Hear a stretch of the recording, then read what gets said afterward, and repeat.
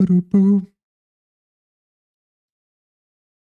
hello, hello. Test 1, 2, test 1, 2. Is there some sound? Is there some video? I'm wondering if these beginning parts are part of the stream or not. Hello, beautiful voice. Hello? Is there something working or not? I don't see a video. Okay, now I see a video. Is there also sound working or not? I don't see. Yes, I see a video. I hear sound. Great. So welcome back to the Friday stream, my friends. And today we are going to do something. What are we doing? We are optimizing our jump, where currently, if we would start our game... Oh, by the way, big thing. Where is it? No, not this one.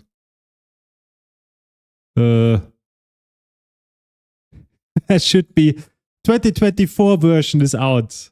I read it. Yes, this one. Update. Ta-da! So we will update.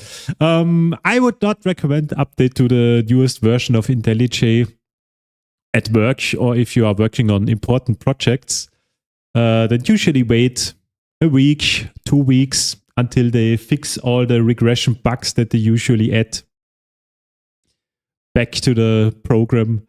But since this is just a hobby project, a fun project, let's try it out, because I'm interested in certain features that I read which should be part of this new version. First of all, one would be a complete line auto-completion. So seems like there is now some... Is it a large language model? I don't know, but something is running locally.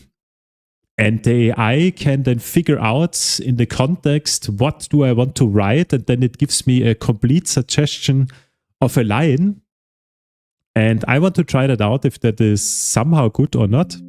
Seems like everything is stuck now. Maybe my update process is broken. I don't know. But that's an interesting feature that I want to try out. So this auto-completion line. Then they also added sticky header. So how do you say that? Or sticky lines. That's a feature in Visual Studio Code. So when you scroll through a large file, then the method or class name, they are then sticky at the top of your editor, so that you always know where you are currently located in your file. So there I'm wondering how they implemented that. And there was a third feature where I was interested in, but I cannot remember which one. It was the AI auto-completion, which runs locally, the sticky notes, and something. I think they optimized again that. I think that was the third thing. Normally, when you start up IntelliJ and your product start or run your project, then there's always this indexing. Even if you don't change anything, IntelliJ always wants to index at the beginning when you start it up. And I think they optimized that as well, that now you can get at least code highlighting and other things. I have a window on, on my second screen. Okay, yes. That's why it's not doing anything. So this indexing process does not block you from work anymore. So it seems like you can now get the syntax highlighting and can start coding, from what I know, and you don't need to wait for the indexing. So those are 3 features that I would definitely like. Usually this indexing feature optimization, in my opinion, they mentioned that in almost every release that they optimized something there. But I never feel it. For me, it always takes quite some time to index the project. And at work, usually I run up the IDE, then I make a little break. And when I come back, then I just know I can start working. Because otherwise I would need to wait a minute or two. But granted, I don't have the most powerful VM or notebook at work. So at home with my computer and the awesome, how's that called? M2 SSD. Everything is super fast and fluent. So maybe there it's better. But anyway, coming back now to our project, enough of chit-chatting. Today we want to optimize the jump and we need to think that through a little bit. And what we want to do, so we have the foot sensor already available, but we need to use it to check if we can jump, because currently, I wanted to start the project. Currently, we can jump whenever we want to jump, and we can also do double, triple jumps. We can jump in mid-air, which was until now maybe useful to test certain AI stuff or enemy-related logic and so on. So it was okay that we had it like that. But now we get almost to the end of the functionality that we want to add to our platformer. And that's why we should now work on the final jump mechanics. And one of them, to optimize the jumping a little bit, I explained that in, I don't know, one of the earlier parts of our platforming development session. One of these things is this coyote time. So there, I think we will add a timer to our jump component. That would be at least my idea. And when I press the jump input button, the timer gets set to, I don't know, half a second or a quarter second. And then it just counts down.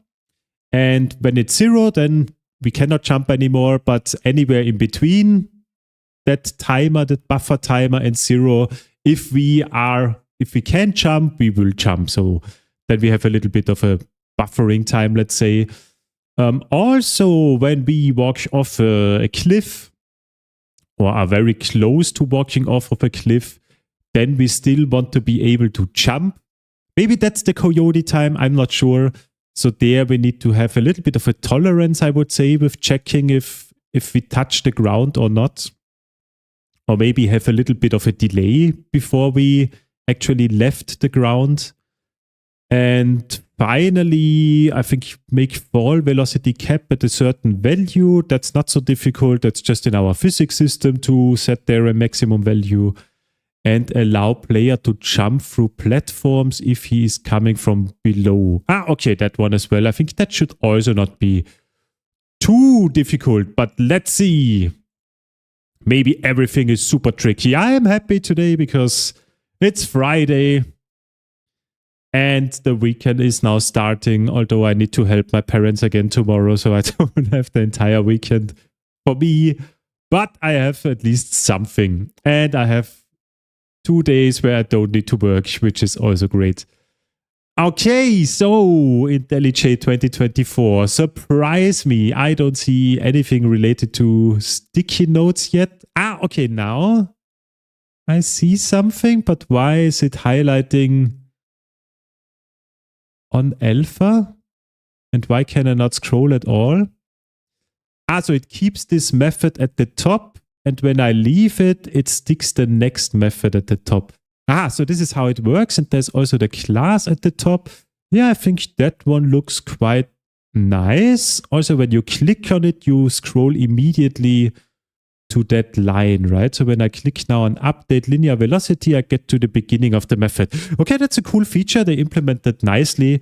I know Visual Studio Code had that for, I don't know, half a year or more. So it's nothing game-changing or completely new in the scene. But we JetBrains fanboys, we now have that as well. Okay, that's good. That's nice. And auto-completion we hopefully will see when we start working on something.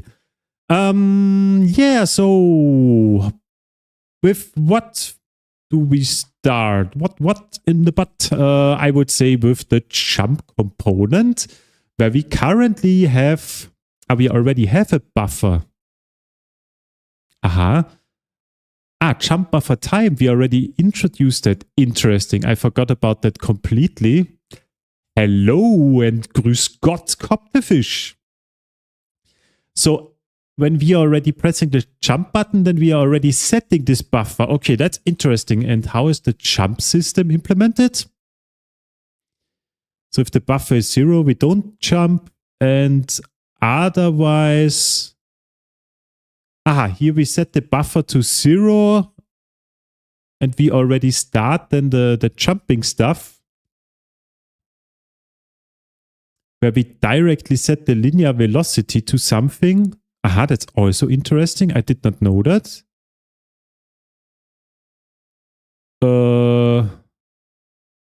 Yeah, that's interesting. So some of the work that I thought we need to do is already done. So first of all, check if an entity can jump. We already have the current concept in place or solution in place that we could add something in our physics system where we have the begin contact and end contact and just here react to something. So when the player is in contact with the ground, then we maybe set a flag that he's grounded. And when he leaves the ground, then he's not grounded anymore. But I want to do a different approach here so that we have both solutions in place in that little game. And one of the possibilities, not sure if that's the best one, we will think that through. But one solution would be that we can query, is it called like that? I don't know. I think we need to query the world, if I remember correctly, where we pass in a rectangle, so the size of something, and then we get a callback. Is it like this, where we get a fixture? Yeah, obviously it's not like that. Required Boolean. Return true. Okay, so it is like this. And yeah, basically what we want to do, let's remove this code here and let me start up the game. I don't remember if we have the physics debugging enabled. No, so let me quickly also enable that one. Game properties, of course. Then debug physics true. And then I'm not sure if that is good to see in the stream, but I hope so. So as you might see, there is this foot sensor at the bottom of our player entity. And what we can do with Box2D is that we can ask it in a specific area. So for example, that rectangle here, are there any fixtures inside that rectangle? I guess if they maybe also are intersecting. So if we have a size query like that, then I think those ones which are intersecting with the box are also, or with this rectangle, are also part of this callback. And this is basically the line or the code that we saw before. So physics world query, then the size of the rectangle. And for every fixture that Box2D finds, we get a callback, so we can do something with it. And my idea would be, but let us think that through together. My idea would be that we simply, when we want to jump, we make a query all the time until we really jump. And we check the size of the foot sensor and we make it a little bit bigger so that also this thing that I mentioned when we would run off a cliff, that we still have a little bit of a tolerance that we can jump. So it will be a little bit bigger than the foot sensor. And why don't we just make the foot sensor then bigger? That would be more intuitive. Maybe we do that, but not sure. Need to think that through if that's the correct solution. Anyway, we are then asking with the size of the foot sensor, the position, are there any fixtures next to us? And if there is, I think it's very simple. If there is a static body inside that area that we are going to query, do you say query or query? I say query. In the area that we query, and then we know we are in contact with the ground. And in addition, we also want to check that the linear velocity y is less than a specific threshold, I would say, because when we jump upwards, and we would be very close to that tile here or that ground here, then if we don't make this velocity check, we could actually jump off the wall or make a double jump. So jump here and then jump here again, which might be something that you want to have in your game, but I don't want it for this game. So that's why we make sure that you can only jump when you are really, first of all, grounded, and also when you are, I don't know, let's say standing still on the y-axis. So a little bit of a tolerance. We need that because there's always some tiny little bounces in Box2D, and as you know, floating point numbers, they're not 100% accurate. But other than that, we want to have these checks so that I need to remove the rockets as well, so that when we are running off a cliff like that we can still jump like this. So that should be still possible if we are very close to the edge of the cliff. But if we are like here in the middle of it, then we should not be allowed to jump anymore. Okay, so why don't we make the foot sensor bigger? A good question. And I don't have the answer. Let me see. Is the foot sensor, that's a fixture definition. It's a chain and it has a high friction. I think that's the fixture that we use for the, how's it called? For the feet. And this is making the collision with the ground. So we cannot make that bigger, because if we would do that, then if we would go close, so let me quickly show you that. So let's say we want to have the sensor like this. What happens now if we make that bigger? Wait, and also we need to remove those guys here because they are now annoying me all the time with testing. Let's move the player here, or let's move him up here. That's better. So now with the bigger, it's not a sensor, with the bigger fixture here at the bottom, what we can now do, as you can see, we are now flying in the air because we have the collision based on that one. And now if we go overboard or over the edge of a cliff, we don't fall down because there's still the collision of this big shape here below. So that's the reason why we cannot make it bigger. So let's make it like we had it before. That's perfect. And then I would say we still use this one, but make it a little bit bigger. I don't know, maybe 1/10 of the fixture or something. We will figure that out. User data.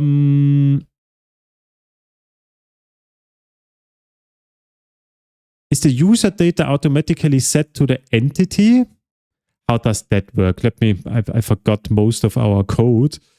Tiled service. Then we have the spawn game object methods, and there at some point we are creating the fixtures.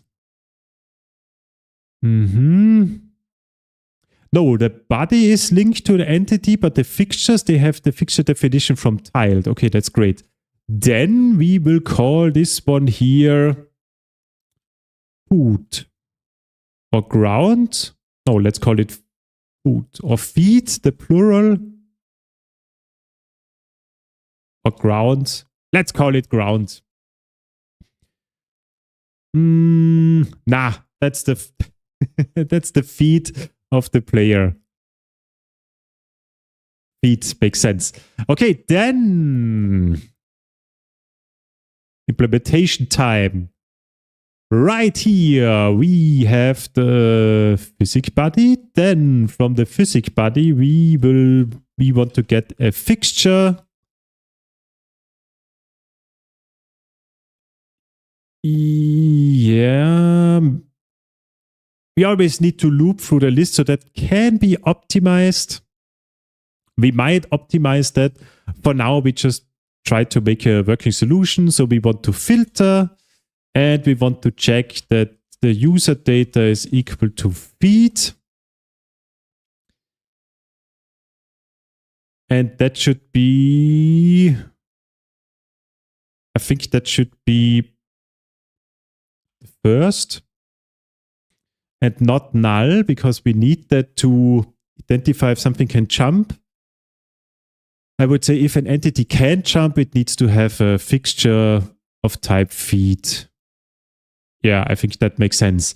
Then, if we have that, then we are going to ground fixture. I need to call it feed fixture. Then let's add this code back. And now it's a good question. Does the feed have a position? No. Does it have a width? No, of course, also not. Haha, that's now tricky. I remember that because I wanted to get the width and height of a fixture a couple of days ago, and I remember that this is simply not available. So if I would cast that now to a polygon shape, for example, because it's actually a chain shape, right? Chain shape. Yeah. Then we get that. Yes. But the chain shape has a radius that we don't set. So this information does not help us. And if we set it, then everything else is broken again. I tried that already out. The other thing would be that we get the vertices. And there we could calculate the distance between the first and the second vertex. And that is a little bit annoying. So that's why we will make it easier. Screw that. We don't. Now we want that. How do I get this width and height information now very easily out of it? I would say we do something special. First of all, I don't want to iterate over all the fixtures all the time and then do this calculation with the vertex thingy. That's why we will do something different. It's a one-time thingy. So when we configure a jump component, yeah, in here, we will now do all that crazy stuff that I mentioned before. So if a jump height is defined, then we get the physics components of the entity. And we just need the body. Then let's go back to our jump system. We already had that. Then we will get the feed fixture. And then is that always, look on the bright side of life, is this always a chain shape? Could it be something else? Shape. It could be something else, but in our case, it's always a chain shape. So otherwise it crashes and then we just fix the code. So I would say first, and we will do something else. Filter is instance chain shape. Nah, that's not working. Wait, we need the feed fixture and then we map it. What is that?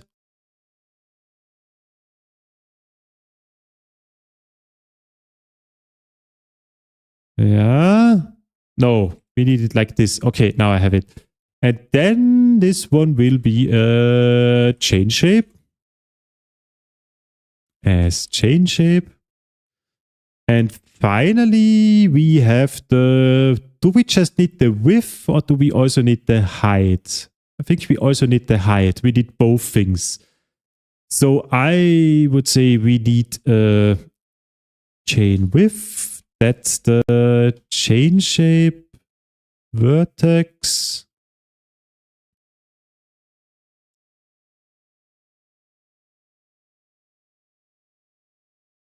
So we have a get vertex, but we don't have a set. And we have a vertex count. So this will be some hard-coded stuff that might not work for every entity, but for now it should be okay. The question is, wait, one more thing that I need to check when we are creating these chains below here. We are setting the vertices and we simply take the one that we get from tiled. So to be a little bit better and safer, I would say we get two vertices which have the same y coordinates and then calculate the distance between those, and then two vertices which have the same x coordinate and then calculate the distance between those. Because I don't know if the order of the vertices that we get is bottom left, bottom right, top left, or is it top left, bottom left, or something like that. And to be there on the safe side that we always are really calculating the correct things, we will do now this little safety thingy. So I would say the feed width is by default 0 and the feed height is also 0. And now what we are going to do, we have the vertex count. Then we iterate over that.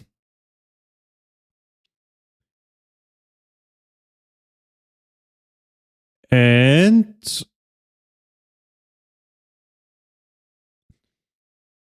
the first vertex must be a corner vertex because there are just 4 corners, so it's one random corner.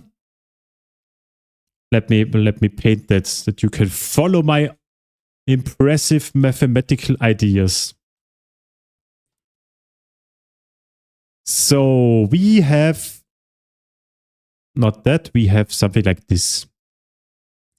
So these are 4 vertices for every corner. We get one corner, we don't know which one. Most likely bottom left, but I'm not 100% sure. So anyway, let's assume we have this one. That one we save. And then we iterate over the remaining corners. And let's say that one would be the next one. So here the y coordinate is the same. So we calculate the width. The next one would be this one. There the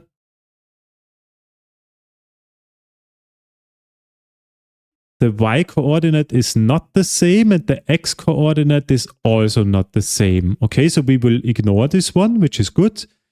Then the next one will be this one. There the x coordinate is the same, so we will calculate the height. Yeah, in theory that should work. So no matter with which corner we start, we can always calculate a width and a height. That should be good.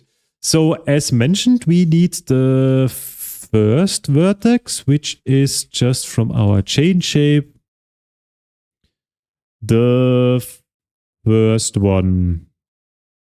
And I need to pass in here a vector 2. Okay. Then let's make that also, by the way, feed size is a vector 2.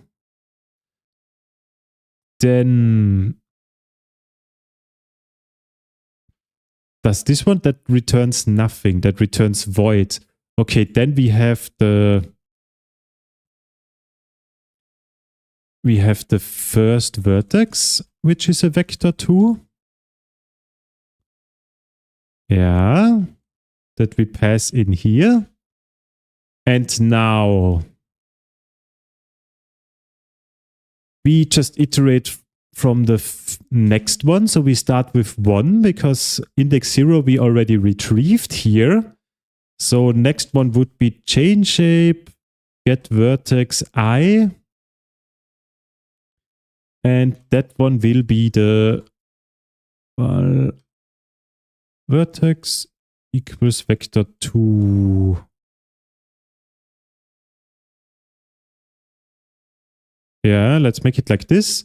Okay, then we check now this thingy that I mentioned. So if mathutils is equal first vertex x and vertex x, and the tolerance is, I don't know, something small, then vertices are on this same or are aligned on the x-axis, which means we calculate the, no, it's this, we calculate the height. Calculate height. So we will get from our feet size, we calculate the y, and that is, what is that? I think that's fairly simple. It's the difference between first vertex y minus vertex y. And then maybe the absolute value, because it must be a positive number. Is that correct? Let's imagine, let's make some examples. So the first one is 3, the second one is 2. So distance would be 1. Makes sense. But what if that one is 2 and that one is 3? Then we also have 1. Then make another example. That one is y coordinate 1 and that one is 4. That should be 3. Yes, then 4 minus 1 is also 3. I think that works. Okay. Otherwise, let's also make the static import before the guy from the chat complains again that you need to statically import. Otherwise, if the first vertex y, you see now the line auto-completion feature. Bam! I did not need to type that at all. And whoa, look at that. Bam! Is that correct? Yes. Okay, so that new feature from IntelliJ 2024.1 is amazing. And it's free. I'm not sure if it's free. Is it part of the community edition as well? I have the license for the ultimate version. Not sure if it's part of the community edition as well, but it's free, at least for me. I don't need to pay extra. Can it also make comments? No, that seems to be an AI feature. Vertices are aligned on the y-axis. Calculate width. Yeah. And first of all, I want that to be a when statement again. It's a little bit easier to read. And I would say we can stop this. So if feet size is 0, so if it is not 0, then we can break out of the for loop.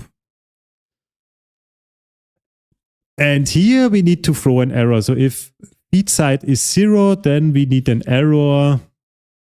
Could not calculate feet fixture size of entity.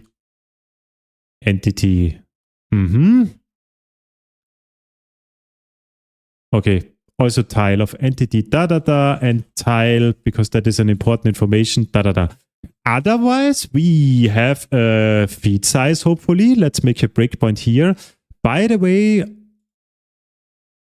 we might need to scale that by the world unit, so by unit scale, but not sure. And now our jump component, we can simply make another argument.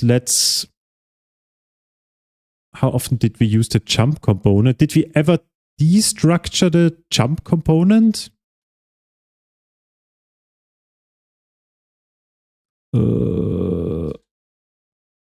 How can I find out what's the easiest way? So equals jump.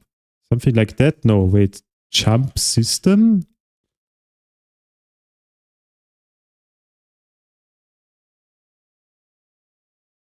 Something like that. So entity jump. It just appears one time. Okay. Here we destructure it. And I remember the guy from last time who said, don't use destructuring, you can use with or whatever he mentioned. Then you don't break your code all the time. And yes, he is right in that specific regard here now. Anyway, we can now add a second argument, which would be the feed size. Does that actually help? Is everything that we did now, does that even help?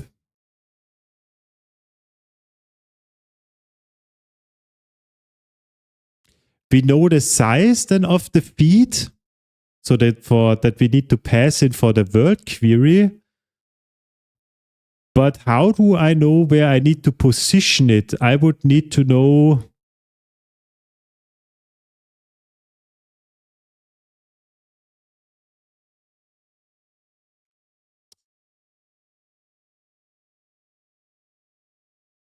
I'm not 100% sure.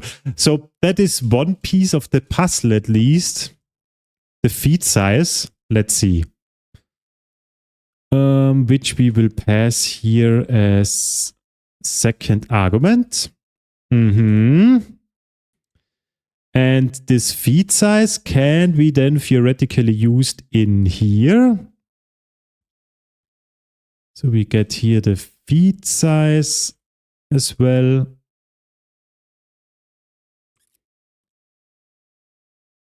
Yes, and here I need to know the X and Y position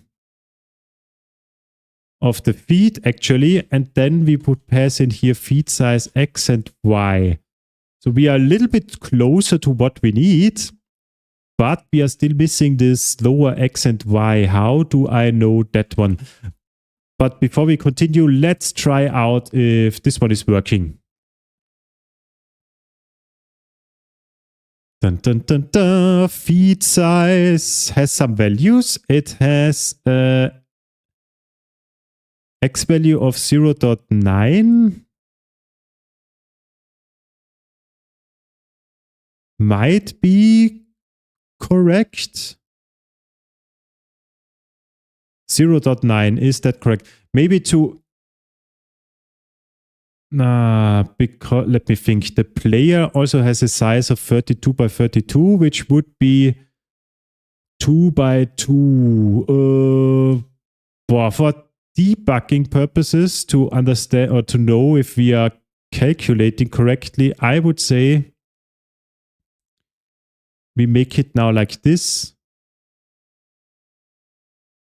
First of all, so that should return a width of 2. Then I know that we are doing correct things, but the height definitely is wrong. Okay, width calculation is correct.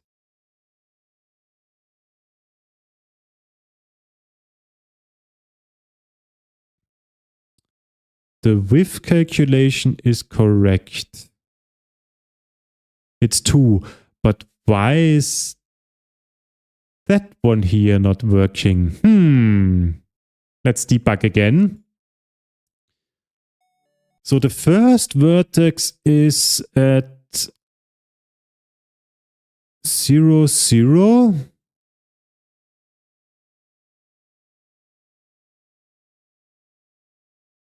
And the next one is a 2, 0. What is by 0? Okay, so it goes from the bottom. So we have the first one is bottom left 0, 0, and the next one is 2, 0.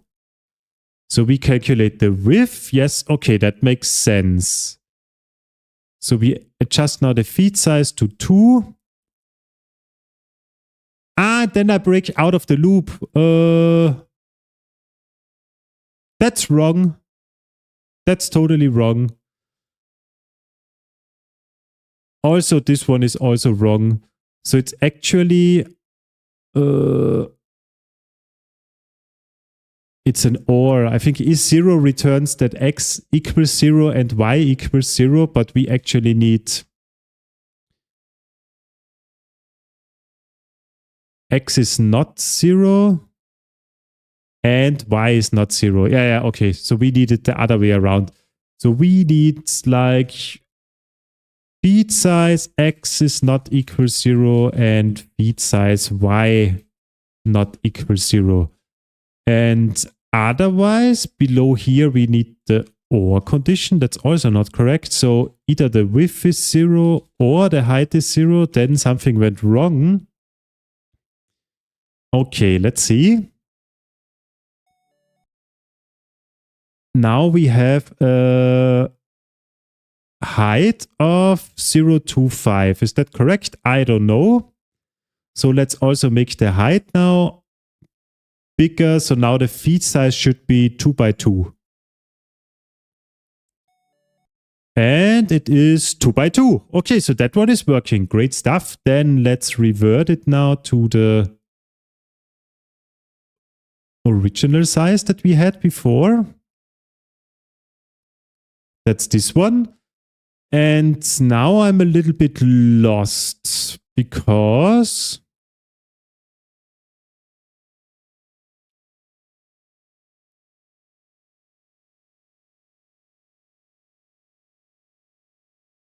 what is the other vertex positions? They are relative to the body position.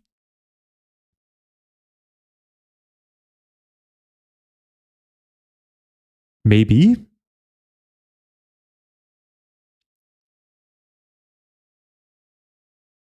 But then instead of calculating a width and a height that we do, wouldn't it be easier to just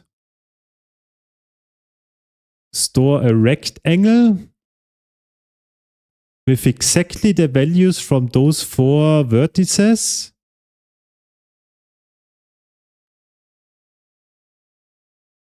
And that's it. Isn't that the correct solution to our problem?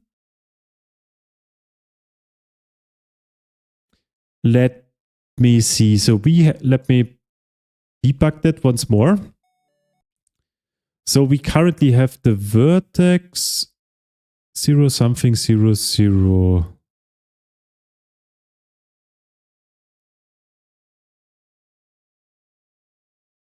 Now this one is a little bit higher. Yeah, I think those are the relative positions to the body. So the way we set up the physics body. So that's why let's change that. I would call that feed fixture. No, I'm not sure. Feed rect. That is a rectangle. And now it's way simpler. So now we simply need the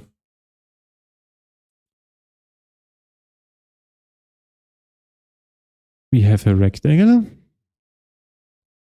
Is there also a short version which is just called rect? No. Okay, then let's see. We have the chain shape.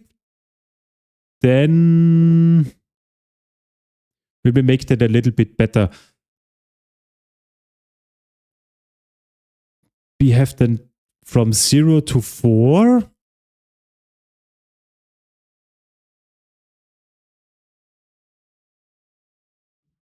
Yes. but wait, that's also not correct. It's actually it's 4 vector 2 instances. Oh, that's complicated. It's 4 vector 2 instances because we have 4 positions for our rectangle. The 4 corners. But for the box2D query, I just want X, Y, and that one, right? I just need 2 positions. Wait.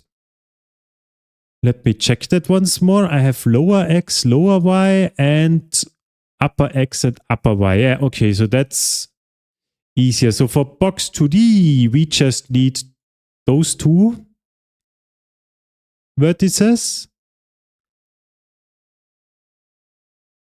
And that's it. So we could still use a rectangle, I would say.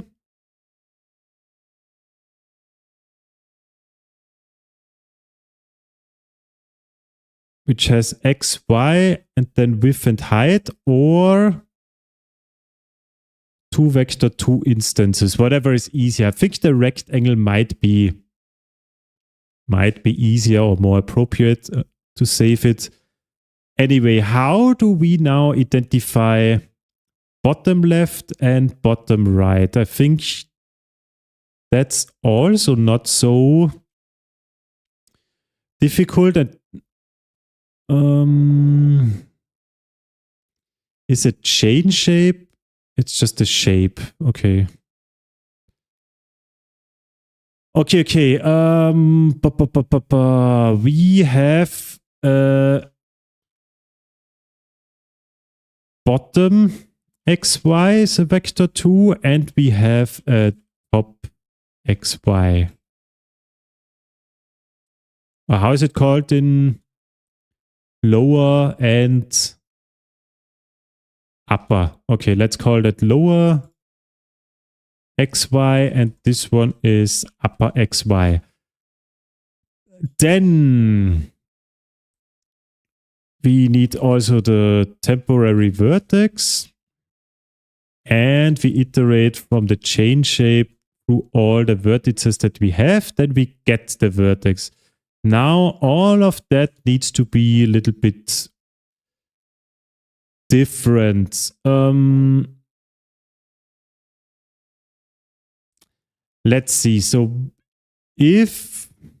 what is lower? Lower means the y coordinate is smaller and also the x coordinate. So what I mean with that, lower left, we want the bottom left and the top right. So if we iterate now through all of them and we save our lower x, we set it when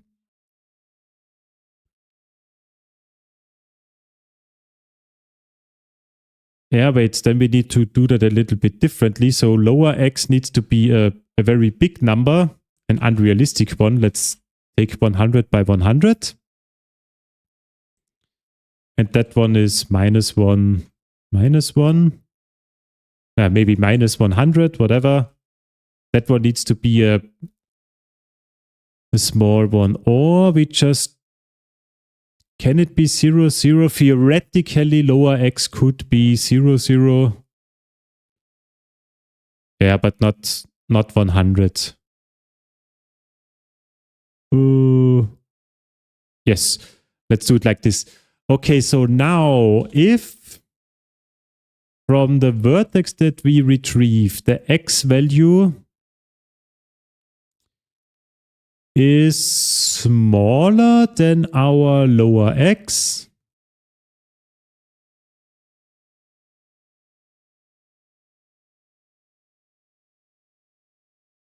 or let's compare the y values first. So if from our vertex the y is smaller than our lower x, so we know it's below our current lower x that we store, then we might want to set it, but only if less than or equal. But we only set it if the x is also lower and equal. So here and vertex x is less than lower x and y.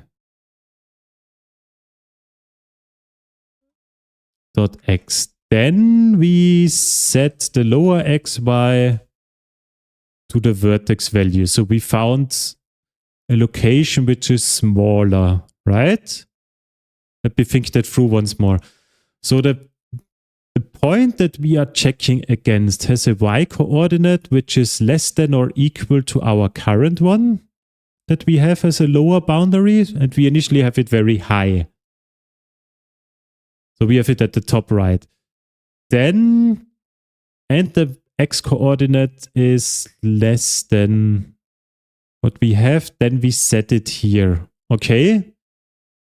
Then imagine the next one has a lower y, but is a little bit more to the right.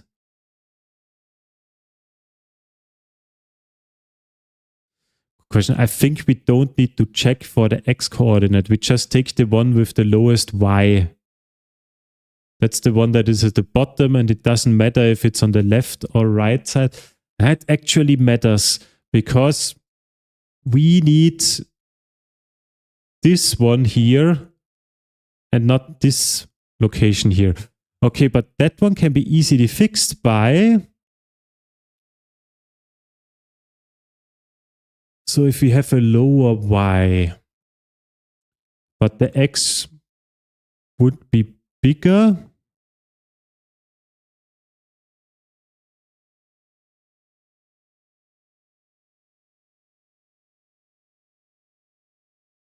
and let's assume we always have rectangles. That makes it easier.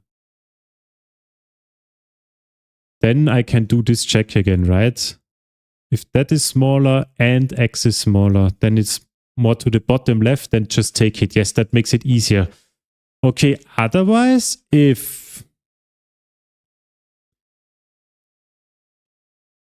vertex y is greater equal upper x and y, let's see if it completed it correctly, and the x is greater equal than the upper xy, then we set the upper xy to that value.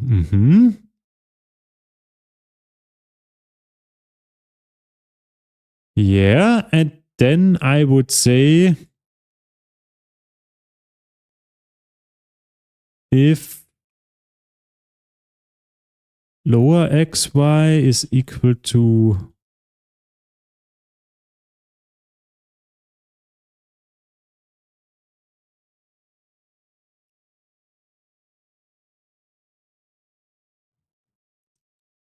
so if this x is equal to 100 and the y is equal to 100,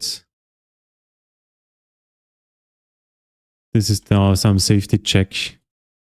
Or the upper x is equal to minus 100 and the upper xy is equal to minus 100. Is that correct? So lower x is the original one. I think if one of these values, but that's basically not possible. If we set it, we anyway set it to something, so we don't need to check for all values. So we just need to check, is that one is still 100 or is that one minus 100? Then we know that it did not get calculated. So could not calculate feet, fixture size of entity and tile Okay, and then I would say we pass in here two vector2 instances now. Let's call it lower feet is a vector2 and upper feet is also a vector2. And then we pass in here lower feet equals lower xy and upper feet is equal to upper xy. Okay. Let's see. We have here lower feet and upper feet. And now in here, we can also complete this. So lower feet x, lower feet y, upper feet x, and upper feet y. Okay, let's see. So we have now a lower x of 0 something and 0. Yeah, could be realistic that it's this one. 0.5 something, which is about a quarter. No. Yeah, okay, could be. And y is 0, that makes sense. And upper x is 1.5, so that would be about here. And a quarter up here. Okay. So if I need to drink something, sorry. If our body position is now the bottom left, and I think we align it like that, then we should be good to go.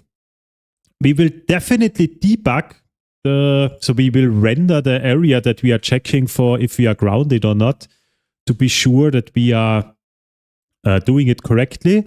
But at the moment, I think it looks good enough. So we will have something like let's see, we need to calculate here a little bit. So we start from our body x, body position x, and there we add the lower feet x. Yes. Then we have the same for the lower y.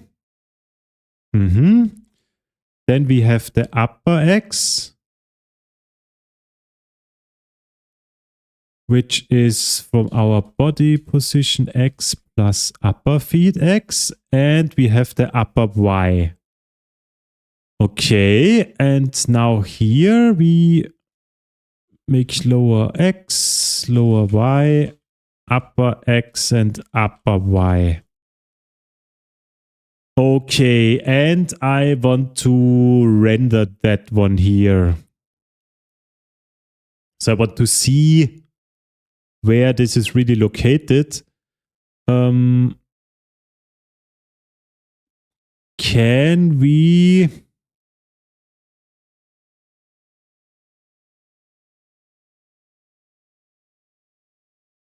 Can we do that? We have certain debug systems, right? We have physics rendered debug system. So maybe in here, let's make a companion object and let's make a global, let's say debug rect, which is a rectangle.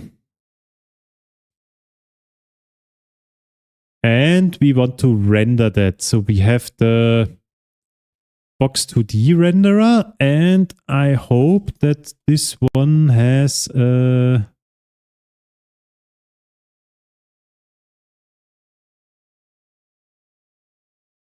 shape renderer. Don't we have access to that?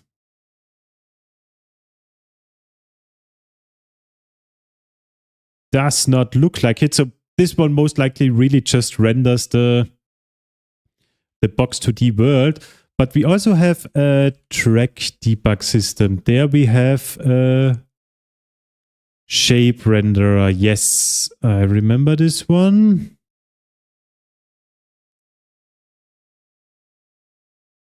Then for simplicity reasons, let's do it a little bit differently. we keep it here. Then we misuse the tracking system. Because in here we can now, how does that work? Shape renderer, use align, and then we render all the entities. So that is the super on tick. And we also want to draw something in addition. So is it draw?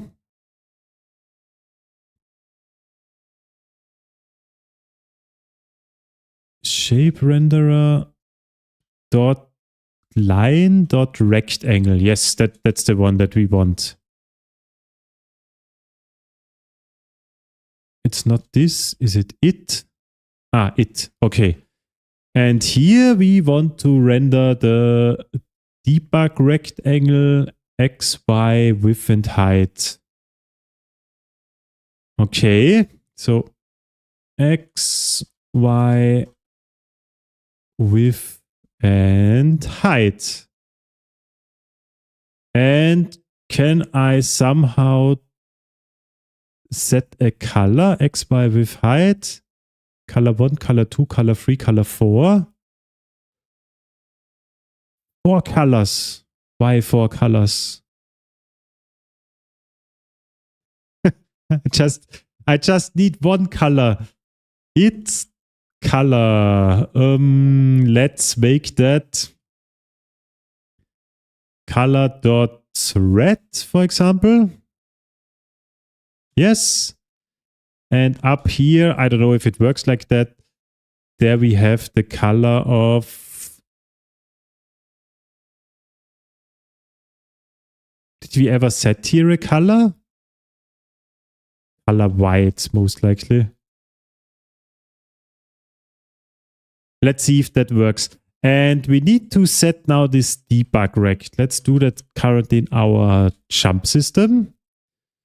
So here we have the debug track debug system. There we have the debug rectangle, and now we set the values. So X and Y, that's the lower X and lower Y. And the width is upper X minus lower X, and the height is upper Y minus lower Y. I think that should be it. And we need to enable track debugging, and we also need to disable physics stuff that we don't have too much noise. And let's remove that once more here for now. And let's see. Can we see something?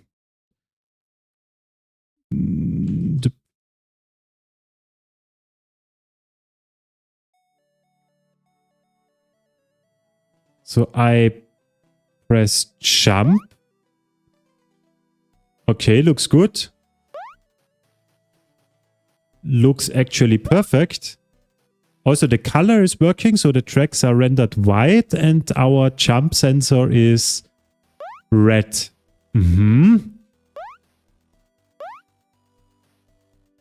Yeah, so I can see that this should be correct. Maybe it's a little bit... Wait, let's jump like this. Let's compare it in tiles. There it's actually next to this black pixel and also here next to the black pixel. And here we are also exactly next to the black pixels and below the black pixels. Yes, that's also correct. And above the black pixel. That's perfect. Nice. Nice, nice, nice. Huzzah! I think we can remove this debug rendering, but I actually want to keep it. Could be nice if we change that logic for whatever reason in the future, that we still have that available, but we will... I'm not sure. I think we will make a separate system for that. But anyway, so now we have this sensor, and now we will make it a little bit bigger. And we now, And we are now going to query if we are in contact with any static body. Okie dokie, moving forward. Good stuff. Yeah, let's make the debugging at the end when this one is working. Currently, we have now this query. What I'm wondering, what is true and what is false? Query the world for all fixtures that potentially overlap the provided AAB axis-aligned bounding box. A user-implemented callback that is called for every fixture. That's nice, but I don't understand. IntelliJ just scanned files and detected the following route. Select the items in the tree below or press cancel to cancel operation.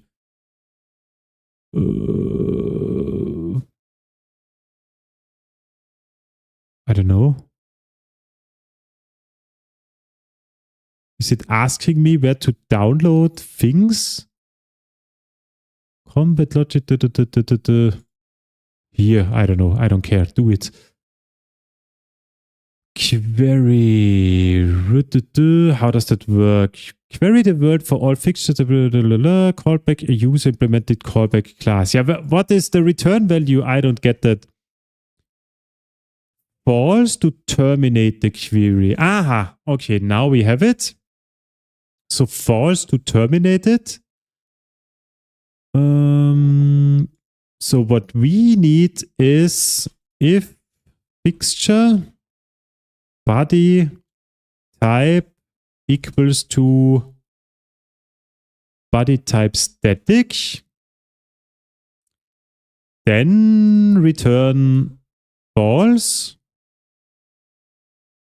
and otherwise return true. But also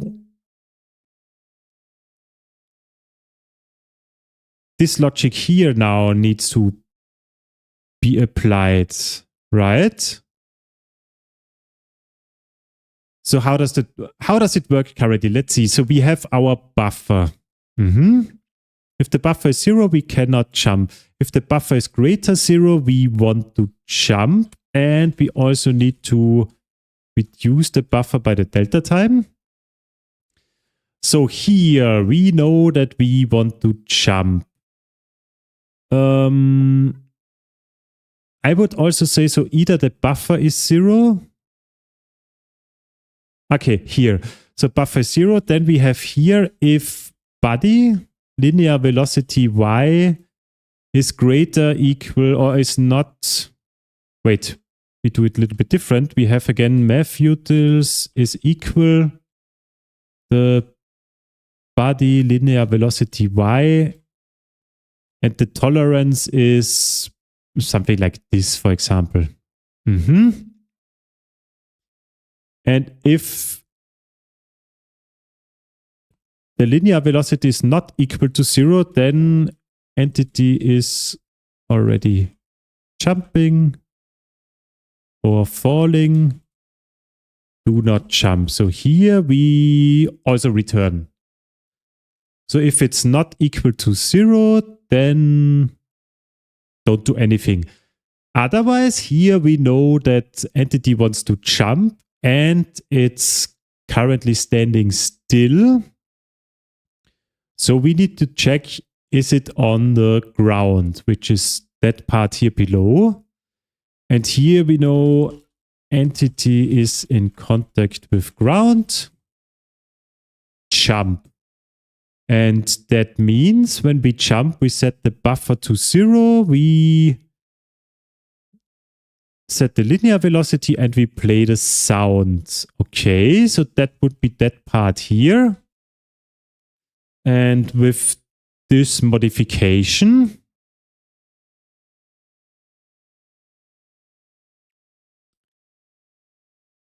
check if entity is grounded. Via AABB query. Axis aligned bounding box query. Okay. That would be this part here. And now if we did not do anything wrong, we cannot jump in mid-air anymore. So here I can jump, yes. Here I can also jump, but I cannot jump mid-air. Yes.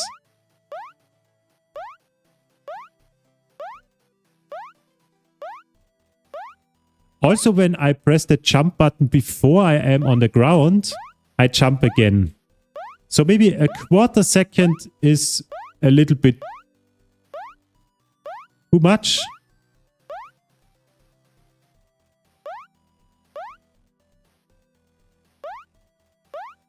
Or the logic is not working. But anyway, we cannot jump in mid-air anymore. So that is already quite good. Also, when we run down a cliff, currently we cannot jump. But I'm wondering, which is a little bit weird. To me, it feels like the buffer is not working. So buffer gets reduced. Ah, I have here equals 0. Am I crazy? It needs to be less than 0.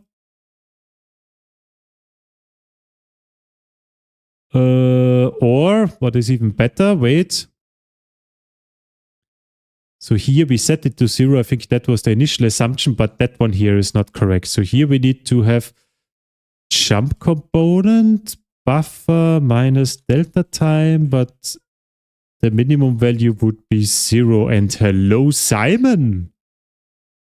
Okay, now let me see if that buffer time is working properly.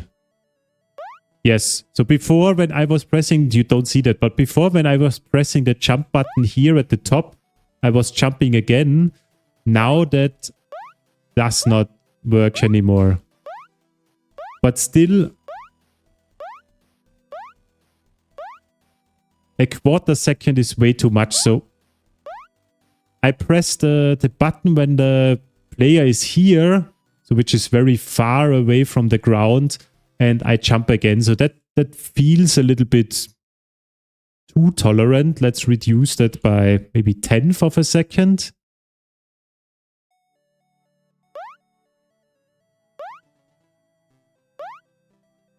Now that's now not enough.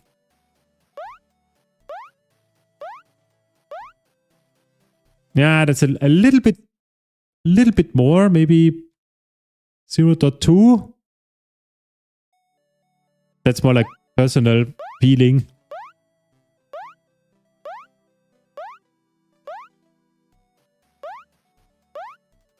That feels good.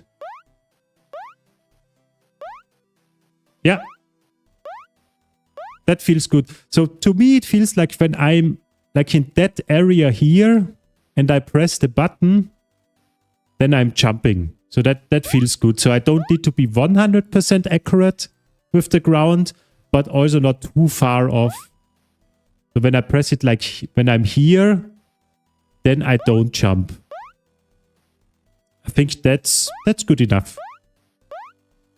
That actually feels really, really good. I like it. And double jump is not working. Yes! Whoa! So that's cool stuff. What do we do next? First of all, we need to make this box a little bit bigger, as we said. So this one now is perfect. Now down there, let's see. So event entities already jumping or falling. Do not jump. That's also good. Then here, let me clean that up first here. So this one.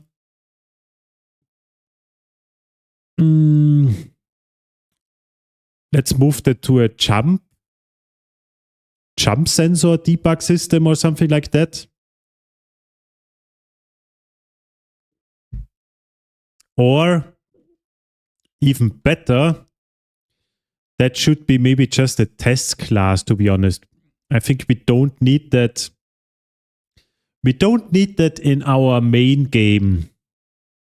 So debugging of the physics world makes sense to me to have that in the main game.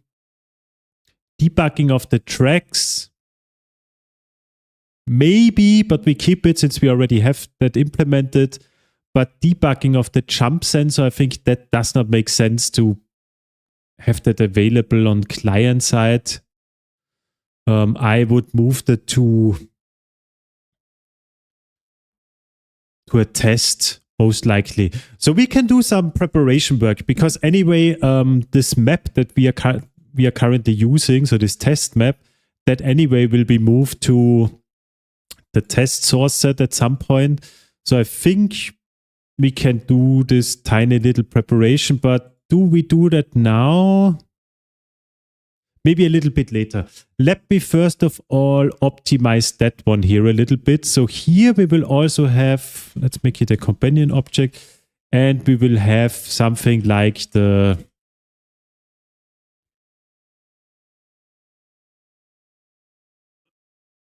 how do we call that? Feed tolerance. And that is like 10th of a world unit larger. That one we need to try. But what is that? So the original feed fixture is extended a little bit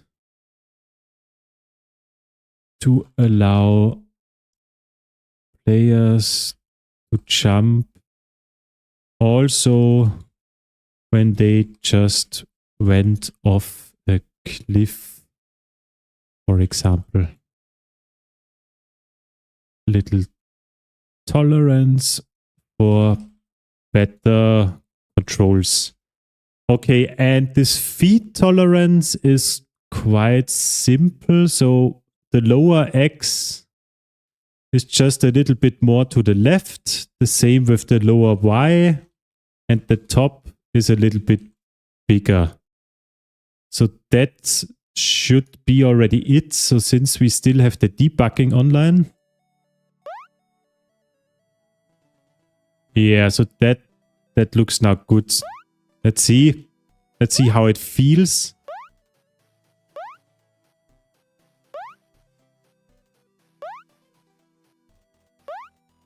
I'm somehow not able to jump when I'm very close to the edge, it feels like. Maybe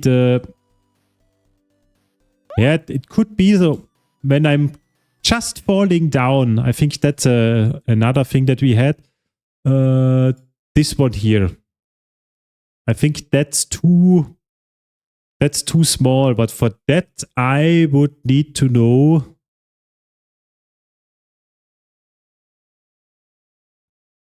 I think here I need a breakpoint. Then I see the real value. Let's see. What is the real value when I'm... Okay, that one worked. Okay, now the value is minus 1.5. So, since we have a very high gravity. Yes. Okay. But then let me also check what kind of value are we setting when we are jumping. Let's remember minus 1.5 when we just run off a cliff. But what is the value when we jump? That's actually this one here, which is 13. Okay, so that's also quite huge. So then we can make here... If linear velocity is equal to 0 and the tolerance maybe of 2, so that tolerance seems to be, it can be way higher than what we have. Let's see. Hello, Braham, and thank you for the good luck. So let's see. Now I run off the cliff. I can jump. When I was now here mid-air, that one did not work because the sensor was not there.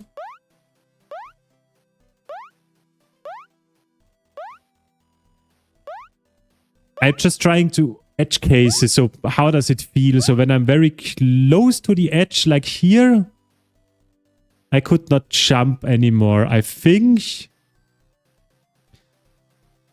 we want the tolerance here a little bit bigger, I would say. Just a little bit, not too much. Maybe 0.3 or 0.3.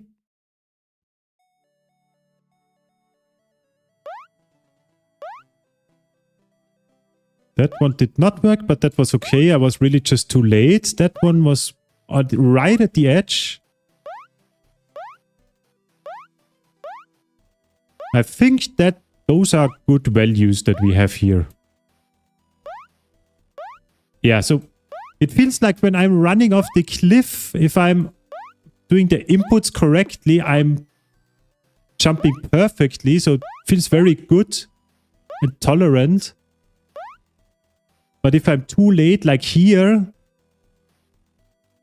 and I would say that's acceptable. So if you are off the cliff like that, so this is really like 3-4 pixels, something like that, then you cannot jump. It's even more because we have a bigger bounding box. So I was like, most likely almost like here, and here I could not jump anymore. I think that's good.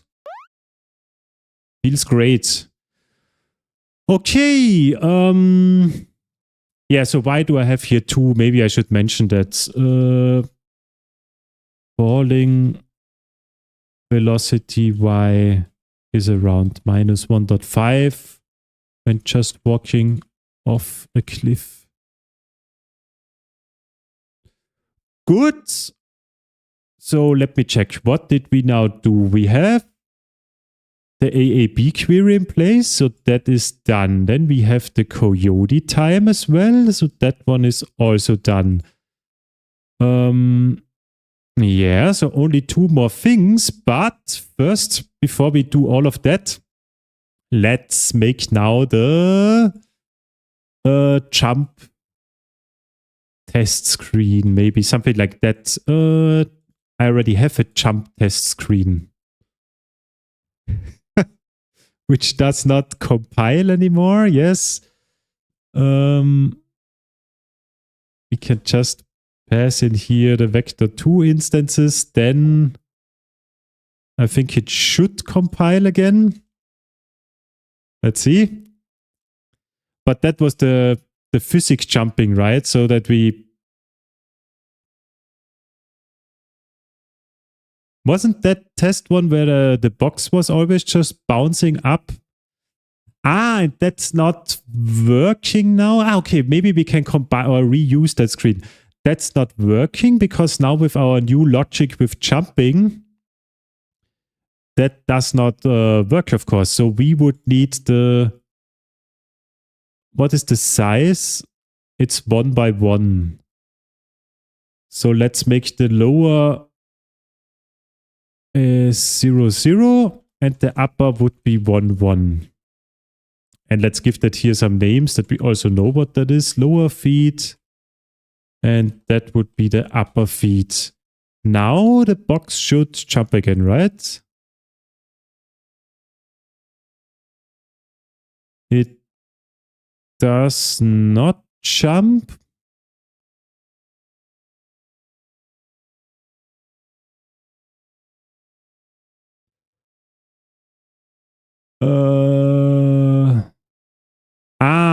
Wait, because it's also relative to the position, right? Was it relative to the position?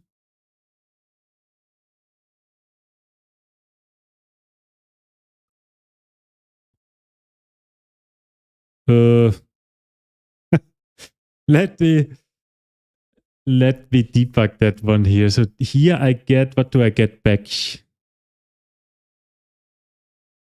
I get back a fixture definition. Okay, so this is the fixture.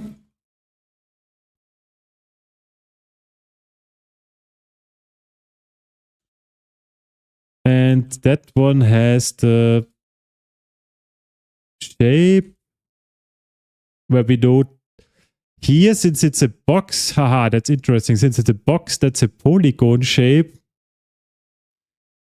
And I think since it's also, how's it called? JNDI, so this Java thingy library that we interact with C code, so I cannot easily debug that during the debug time. So I need to make here something like, let me see, as polygon shape, if I remember correctly. And here I need to get the just the first vertex. That would be the interesting one for me. And here I need a print line of this one. And what values does this vector here have? It has minus half y. Why is that? Because the box has a width of 1 and a height of 1.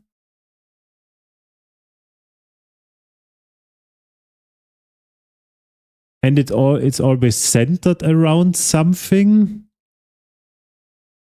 Why is it minus .5 and minus .5? Not 100% sure, but in the end, that would mean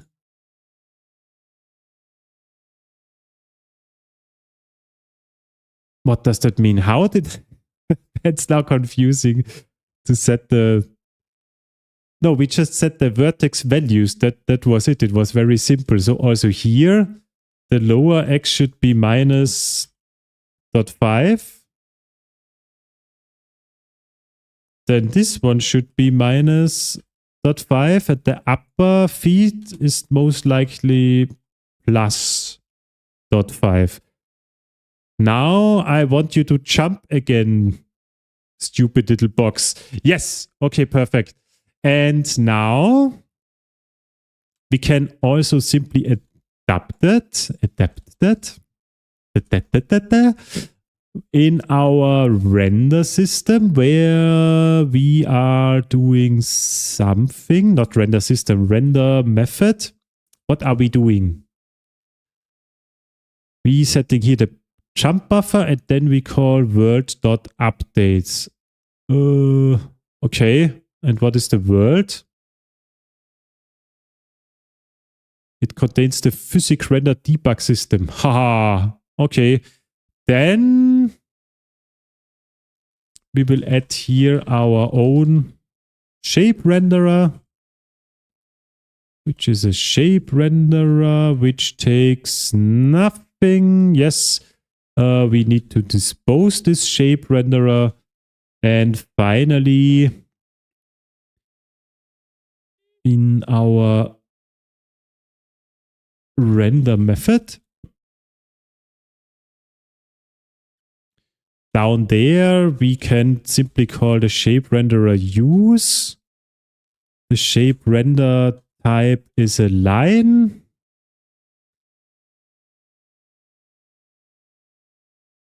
The projection matrix would be from our.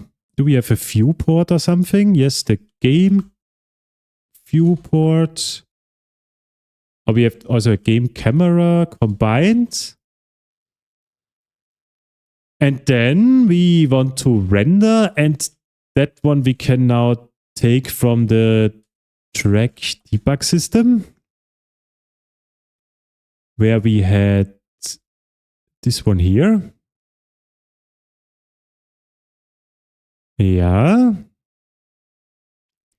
And this debug rect is no longer here.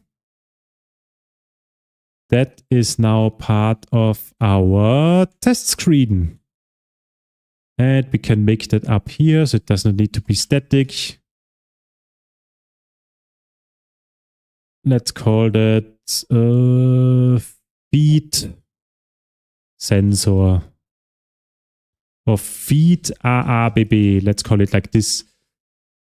And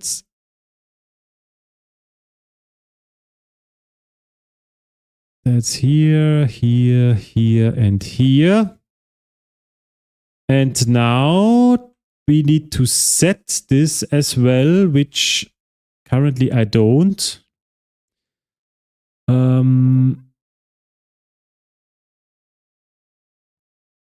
So this one here, I will. How do we do that? Maybe I have an idea. Let me make here a public function. Debug feed sensor or feed AABB. So there what do we what do we need here? We need the entity that we want to debug. And we need the rectangle where we store the results. So then we can set something like this. And here we need, I think that one we can remove. Then this one here. Yeah, we don't need the maximum height. We don't need the buffer for that. Okay. Okay. Then it complains, of course, that we have duplicated lines, which we will also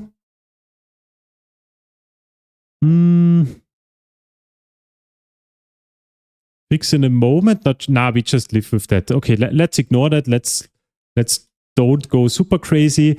And finally, we need to call this method now in our test screen, which would not be, or which should not be super difficult.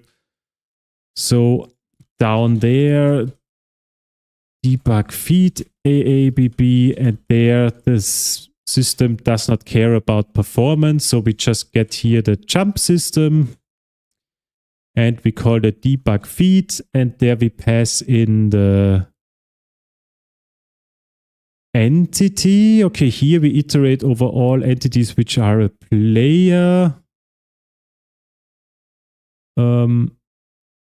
Let's also store this entity here. So that would be private late init var jump entity, which is an entity that gets set down there.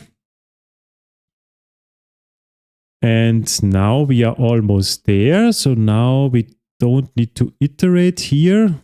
We can move that out and get that from the jump entity. Let's call it with world. Okay. If then jump entity jump buffer time. We don't need that anymore. We can call the update function here. We can get here the system, and finally we are almost there. We pass in here the jump entity. We pass in here the feed AABB, and now our test should work. And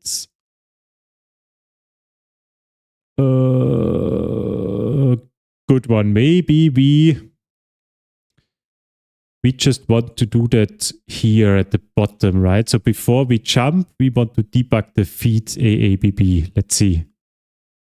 And let's not make it red. Let's make it teal, for example, because it seems like everything else was red. Yes. Okay. So now we see the feed sensor. In that case, it's since it's the size of the box, we did not change anything. It's a little bit bigger than the size of the box, but as we see here below, the box gets in contact with a static body, which is here, and then it jumps up there and prints this collision stuff whenever it gets in contact here with the line above. Okay, so that one looks good. Let's see. All the changes that we did, we need debug the tracks. No, we don't need that. Then our jump component. Yes, that one we have updated. That looks good.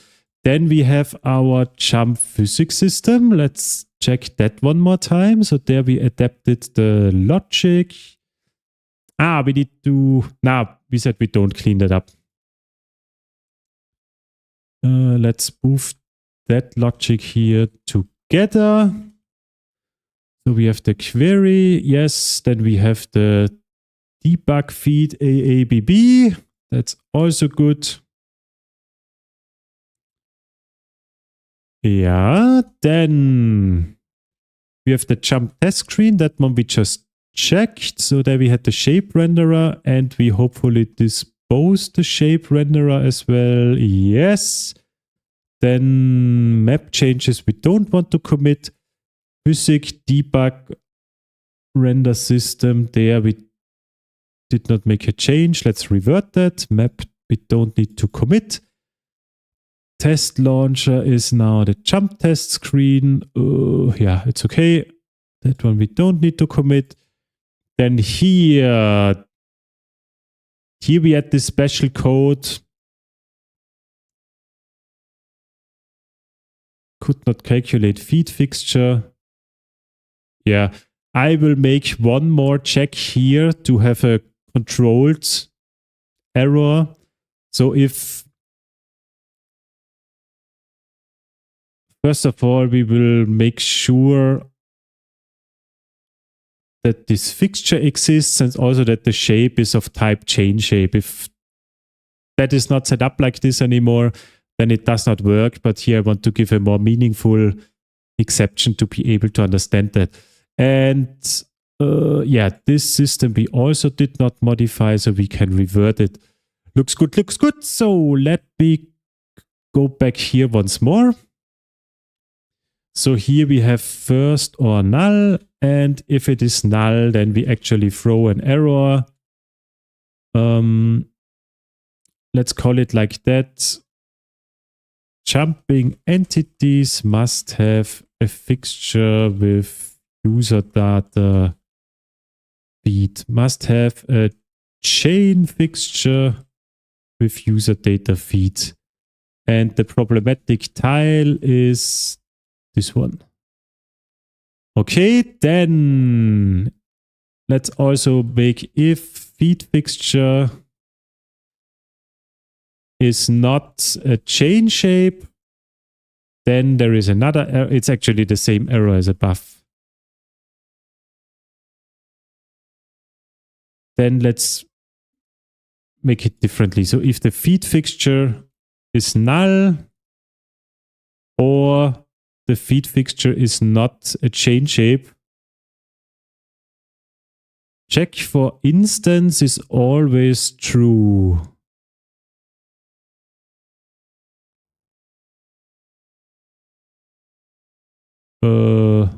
Why is it always true? So the feed fixture is null or the feed fixture is not a chain shape. Check for instance is always true. I don't get that. If it is a polygon shape, then it's not null.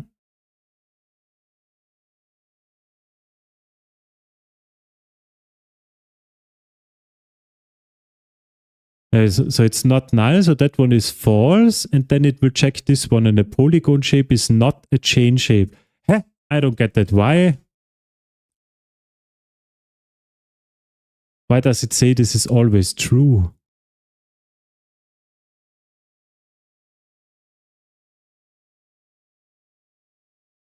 Weird. Let me change the code here. Where here we make a chain shape. I think we end up in here.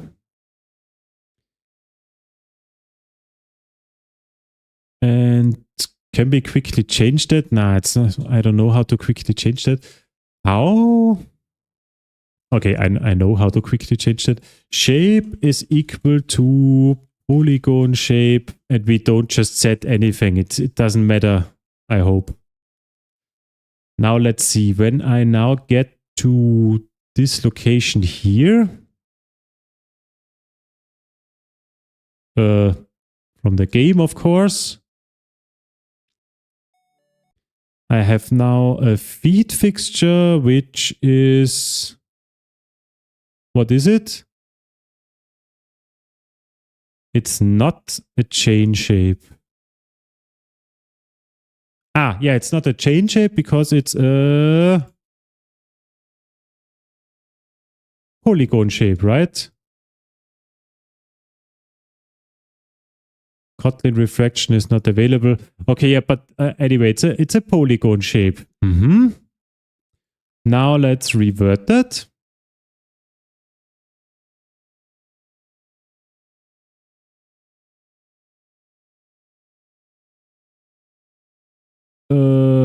Wait. I had a polygon shape. Wait. Once again, I have a polygon shape. So now I should get the error, right? Yes. That makes sense. Jumping entities must have a chain fixture with user data feed. Tile equals... Okay, that's also a little bit stupid. We need to print here the tile ID. Because the tile itself does not help us at all. Okay, then coming back here, now let's have the original code. Now it's a chain shape. But this one is still true.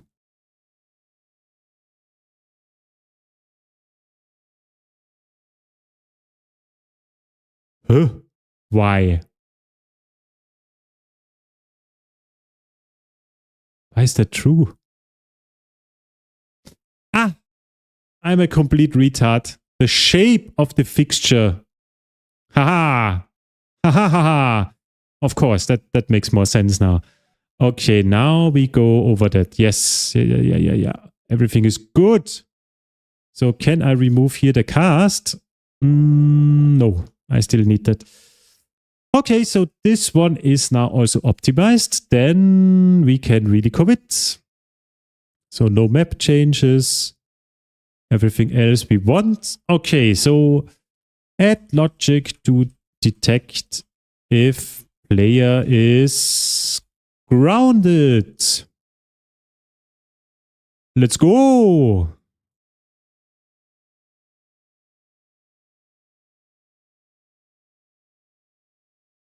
That worked quite well.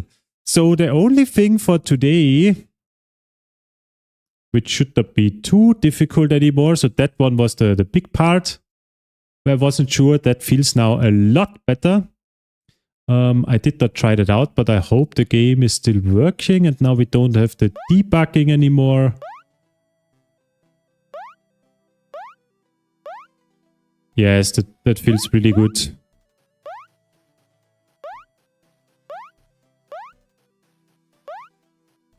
Maybe a little bit too tolerant with the edge, but I think it's fine. It's good enough.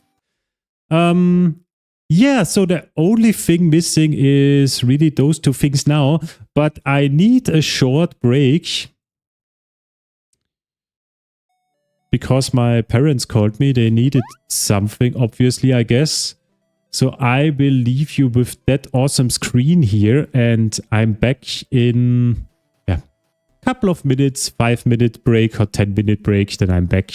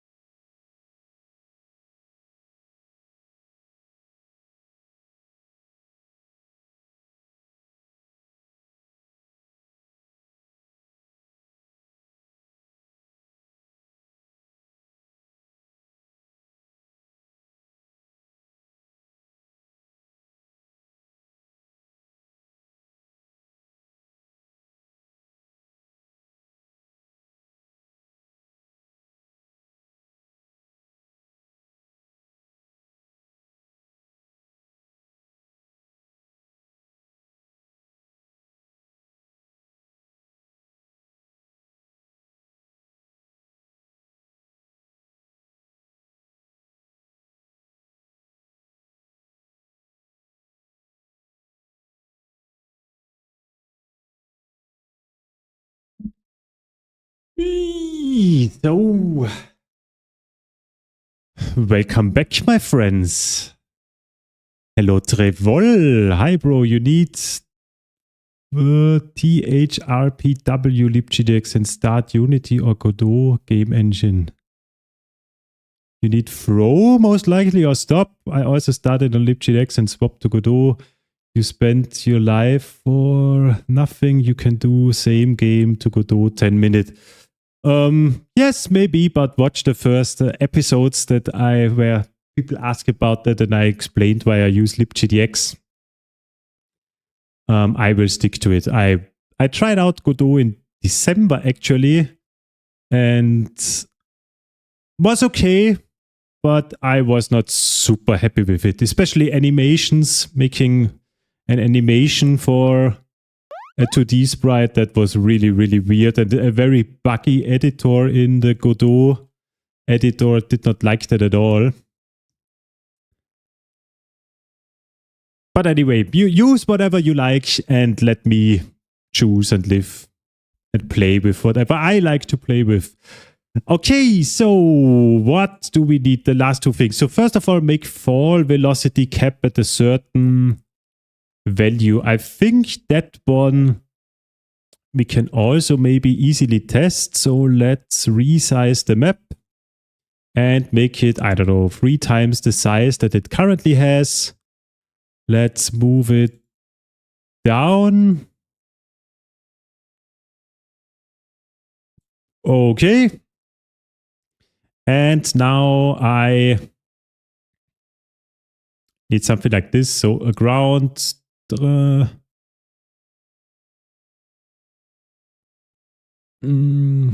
not sure. Maybe I think we can always jump at least 2 tiles, so I can make it here and here and here and here. Then let me copy and paste that. Couple more times. Ding, ding, ding. That will be the tower to climb. Okay, and then up here.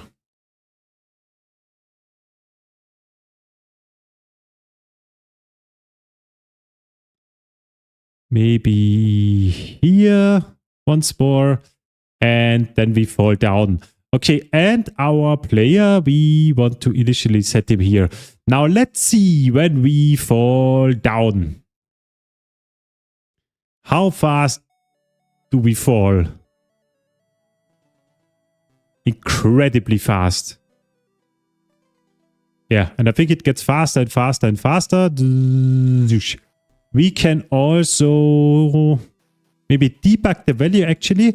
But first of all, I want to see if my solution would work.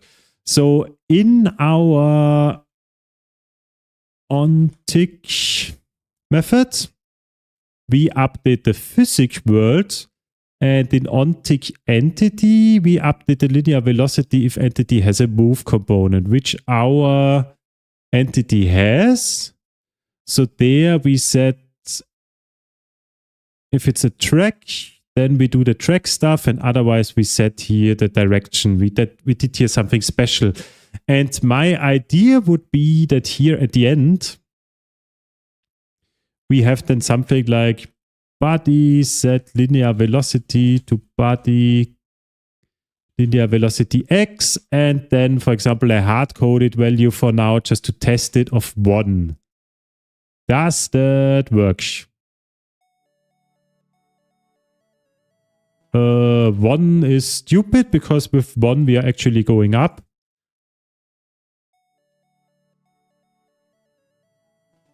Okay, so the solution seems to work. So we can definitely cap the speed with which we go down. 1 is for sure not enough, but it's quite funny playing with that value. And I want something like this. So body, linear velocity y, and at least, or at most,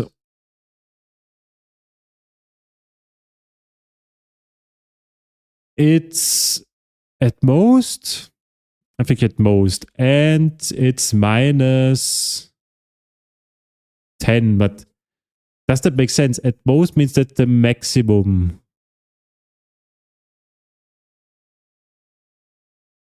Which means when I have a gravity of positive, if I have a positive gravity, that does not work. No, then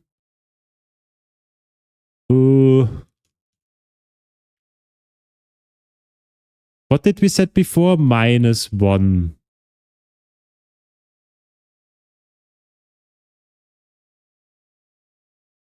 So we only have a special, so if the linear velocity y is negative, then we want to have the maximum between the current value and this one. I think that is what we want.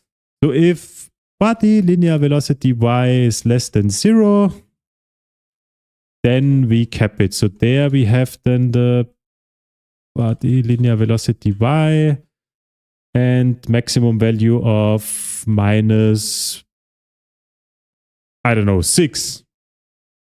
Something like that. Let's see.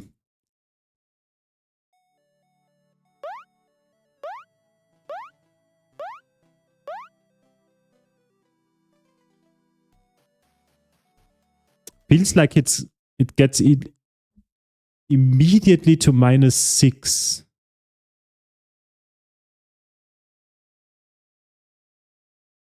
Let me debug. So here we have now, what is it?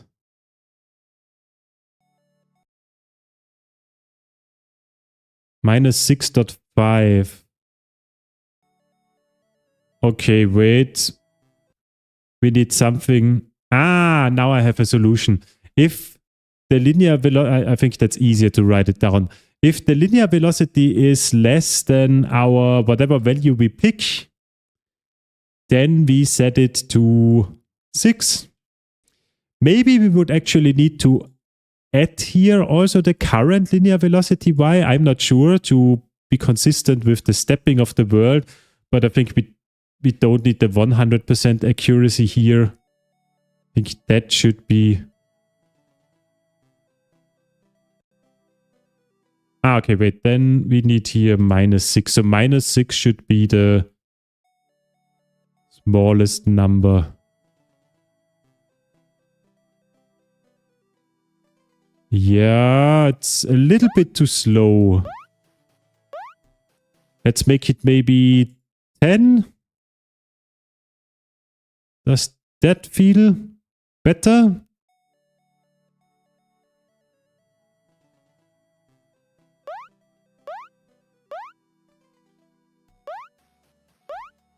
So the jumping now feels still good, I would say. Yeah. Jumping is very good. And falling down is also, so we are not falling super fast, which is good. And when we fall a high rate, we can still control it a little bit. Yeah, I think that's good.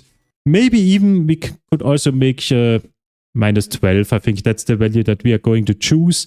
And in the end, what I wanted to do is here something like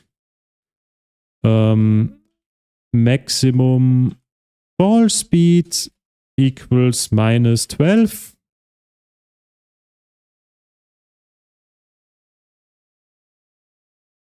And then where did we have that? Here we now are using this value. So cap fall speed at a certain value where we now have 12. So that seems to be a very easy fix for that. And in my opinion, it feels quite good. I think 12 is really good. With the values that we are currently using for our game, that's good enough. And the big fall Yeah, that looks... Everything feels quite nice.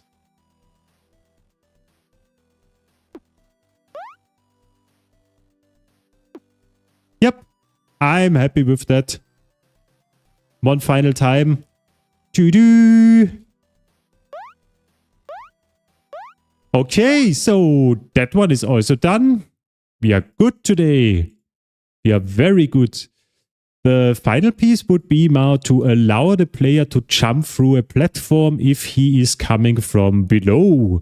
And how do we solve that? So there we have already this, I think, pre-solve method where we say if a contact is enabled or not. And currently we say the body collision is enabled when the body A is dynamic and body B is static, or body A is dynamic and body B is kinematic, or body A is dynamic and body B is dynamic. So between dynamic and kinematic bodies, there we...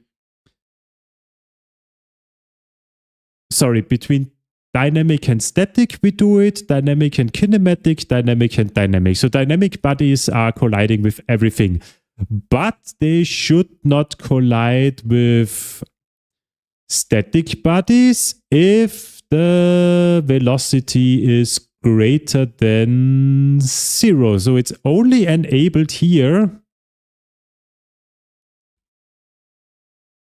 So if body A is dynamic, body B is static, and body A linear velocity y is less than equal 1, for example. Only then we should have a collision.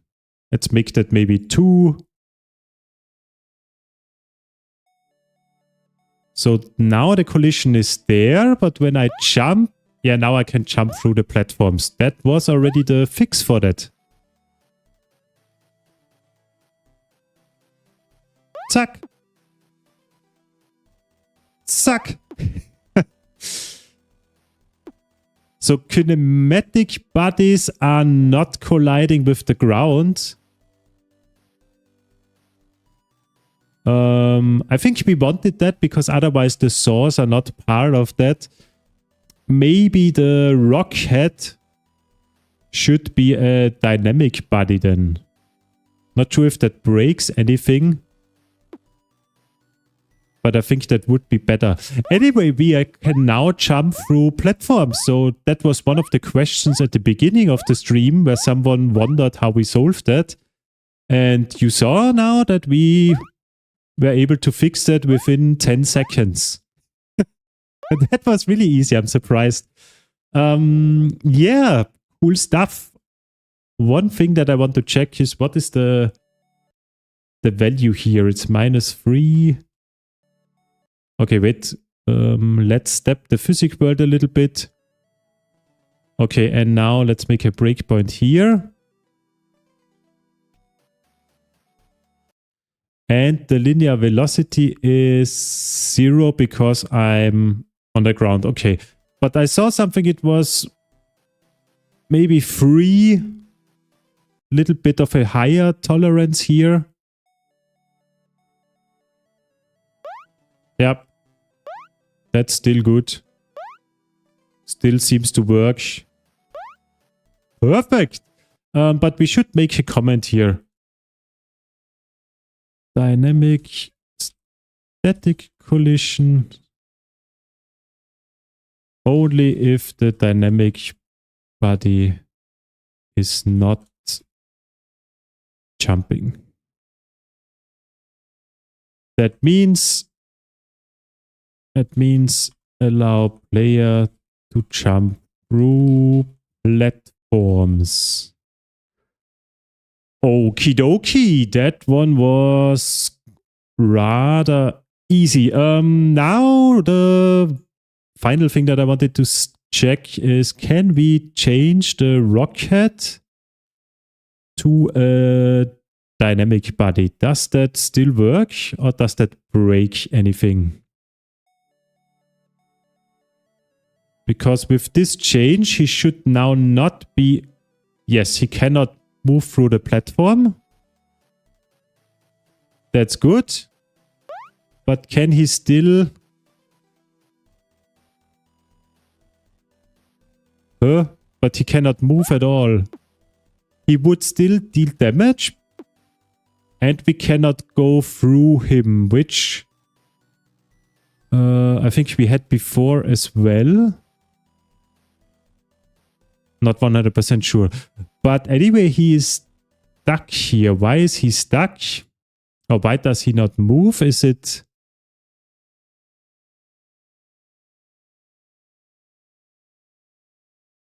It's a good question. Why can he not move anymore?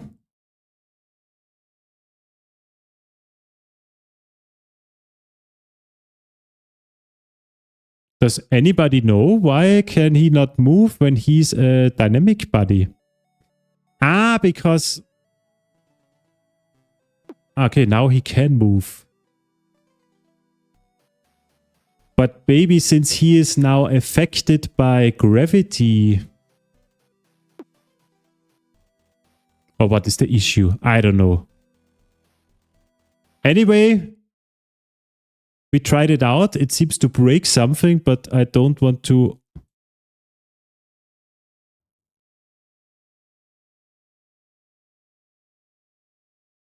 Wait. Okay, that was the last change. Let's revert it to a kinematic body. And just live with what we have. For some reason that does not work when he's a dynamic body. But I don't want to look into that. Yeah, collision was still happening, so he's actually pushing us. What I did not like is that he can move through the platform, so that's not so nice. But before, we will look into that a little bit more. But first, let me take a selfie. No, just kidding. So we will commit everything actually, and let's call that cap. Ball speed of entities. Yeah, that's it. Oh, no, that's not actually the cap. Did we... We solved two things, right? Yes. Cap fall speed of entities and allow player jump through platforms. We did two things. Okay, then let's commit that stuff here. And I think we are highly motivated. So first of all, we did everything here, which means day 9 is done. Let's have a little sneak peek what we do. I'm not sure, maybe tomorrow in the evening, during the day and late afternoon, I am with my family, so with parents and grandparents. So I'm not sure when I come back. Sunday, I'm also a little bit busy, but I will stream most likely tomorrow in the evening, at least for 1 hour, maybe a little bit more.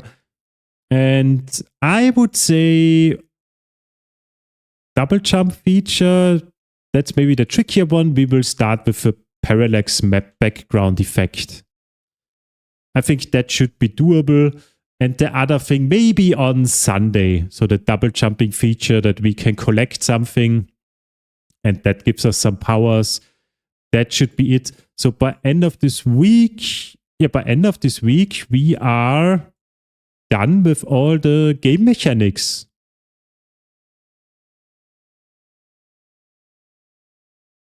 Cool stuff. Okay, but for today, let's close that one. Now we have a little extra exercise. So why does the rocket not move properly? He has a high friction. Maybe that's the issue. Maybe the sensors are not properly created. I want to check something. So in the tiled service, when we create a fixture or a fixture definition, Nice, a lot of progress. Do I have 2 Simons in my chat? That's funny. There was a Simon very early, and now I see a Simon Rydberg. Then there's also me, the Simon. Cool stuff. 3 Simons. Simon says. Anyway, create loop. That's a shape. Does the shape have gravity scale?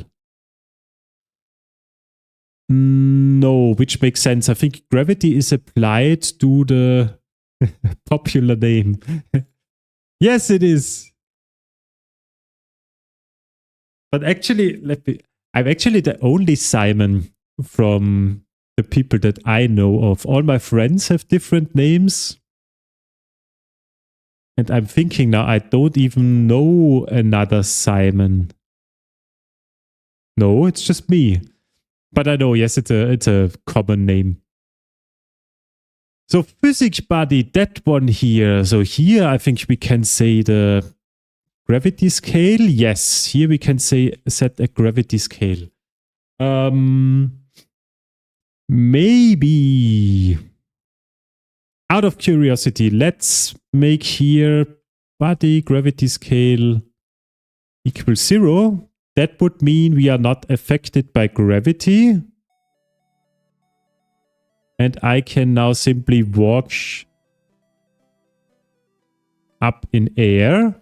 Okay, and this effect I want for...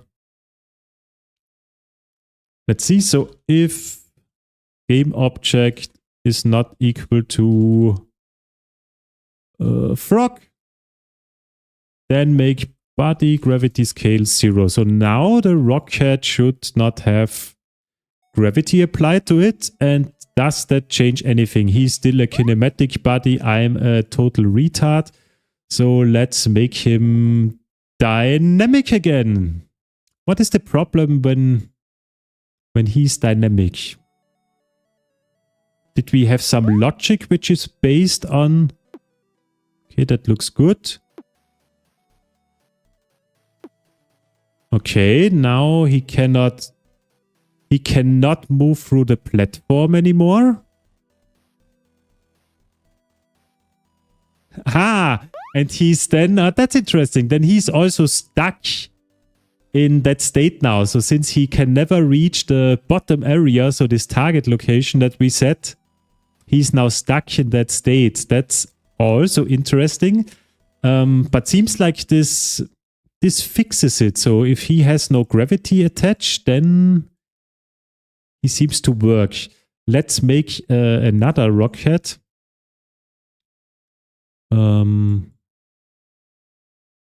For example, here. Yeah. Let's try that out. That one is not so limited with its movement.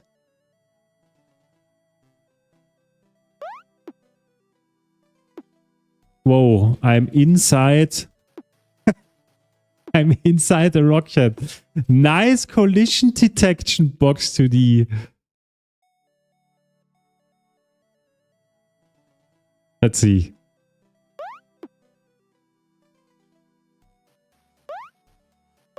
Oh, and he's moving. Where did he go now? The rocket left the building. Nah, seems like really there is something broken with it. The question is what?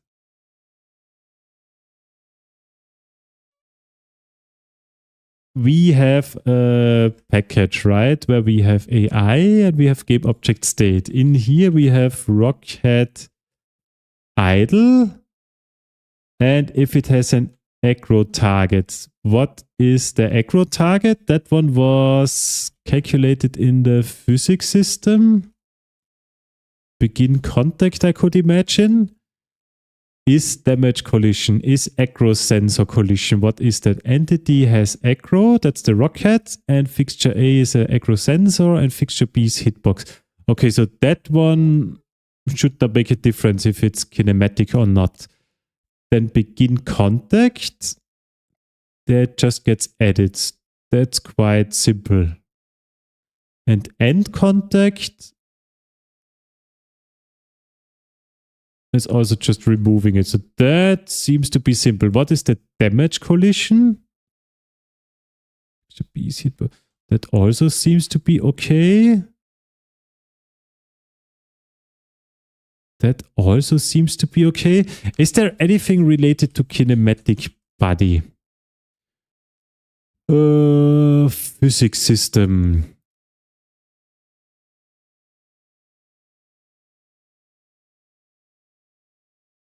Only here. Do we have anything special with dynamic body? No direction specified. Stop movement. Ah. Yeah, wait. That one sounds reasonable.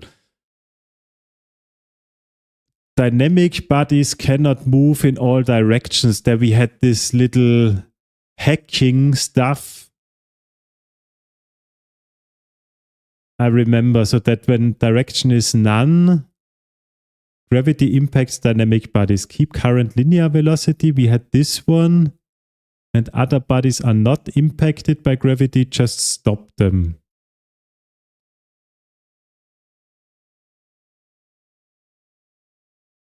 Yeah.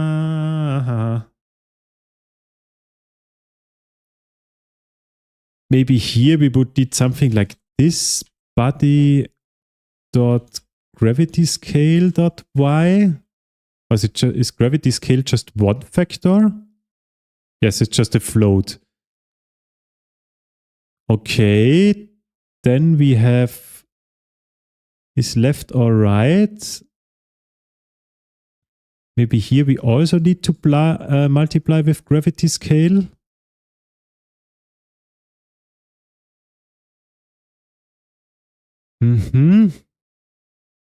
Vertical movement is limited and does not apply a velocity on the x-axis. That may be correct. Let's see. If those two things are fixing it, then, or if we are close to it at least, then we may fiddle around with it some more. But if not, then I don't care. But seems like this is good now, right? So that one is moving down, up, up. Then left, right, left, right. So that one looks also good. What about the up direction? Yeah. That also looks good. So that seems to fix it.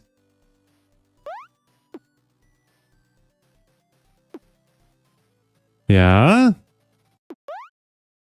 Does that also... No, that is not changed. And also, he cannot go through the platform. And our movement is not affected by the changes, so I can still jump. Yes, I can do that. I can still fall. Okay, so we are closer. That looks good. So I think rockets should be dynamic bodies so that they don't move through the ground and everything. So that looks good, but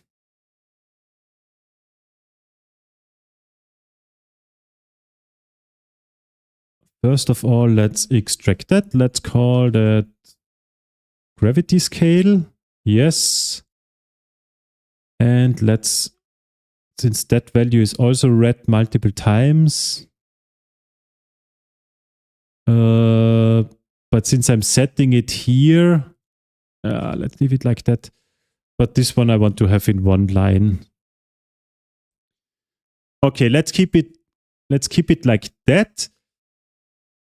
We just need to do two things. So first of all, when we have our entities, we should be able, in the entity definition, we should be able to set a gravity scale, which is a float. And by default, it's 1. Yeah. And for our rockets, we now have a gravity scale of 0. And now in our tile service, where we had this thingy here we are now doing something like body gravity scale is equal to the tile, and then property, and the property is the gravity scale, yes. And the default value is 1. Then we can remove it like that. Let me quickly check that. So this should be already part 1 of the solution. So here we have for the saw, we have a gravity scale of 1. Okay. For the frog, we have a gravity scale of 1. And then for the rockhead, we have a gravity scale of 0. By the way, this can or should be set outside, or even better, can we set it up here? Because here there's a loop over the different fixtures, so that does not make sense. Since it's applied to the body, we would have it like that. Okay, let's see. Now we should still have normal movement for our player. That looks good. Yes, let's fall down. And that one here moves to the right. That one here moves down. That one here moves to the left. Okay, that looks now a lot better. Also, they are not moving through platforms.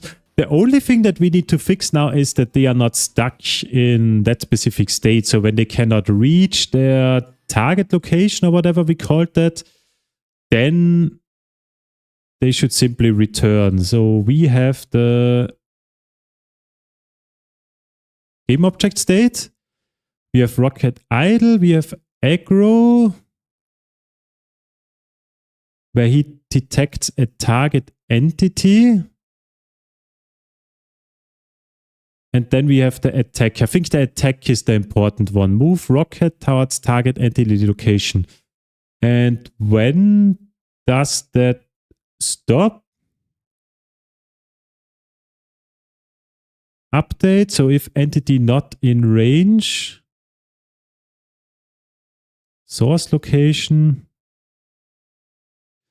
So when he's outside of its range of the original one, that would be the point where it returns. The other thing would be, in my opinion,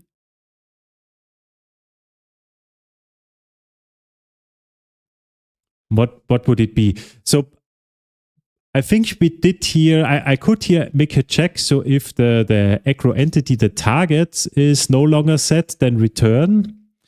But we did not want to have that, because if we would add that, then what would happen? So when I'm here and I now jump over it, then he would not move to the right anymore. He would immediately return when I'm out of his sensor. That is not the behavior that we want. So I would say we keep the logic as it is, but if the position was not modified at all, so if the previous position and the current position are exactly the same, or maybe a very minor tolerance, then we will also return. So maybe something like here. So either that one, or we need the physics component.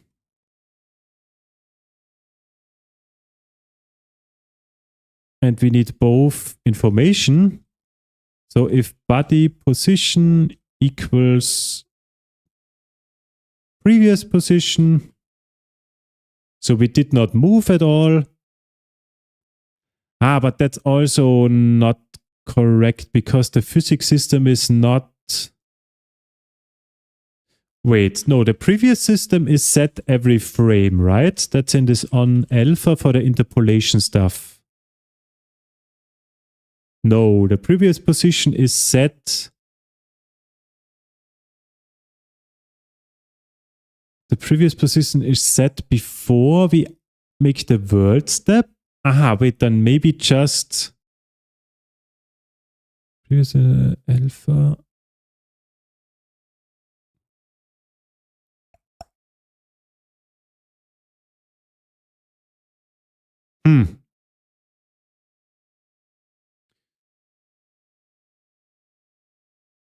The body maybe also did not move for a single frame. The sprite position, we set that one, but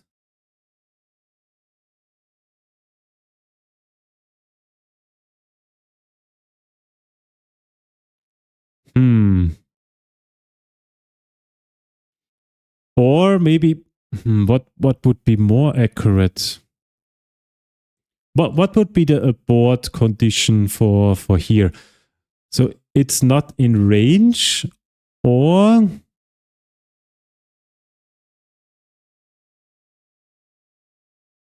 yeah, or he's stuck, so he does not move. And how do we know that he does not move anymore? I have an idea. Body, linear velocity. So we check that the linear velocity is 0, almost 0. Then he's stuck to a wall, either to the right, left, top, or bottom. That should theoretically work. Let's see. So we have then the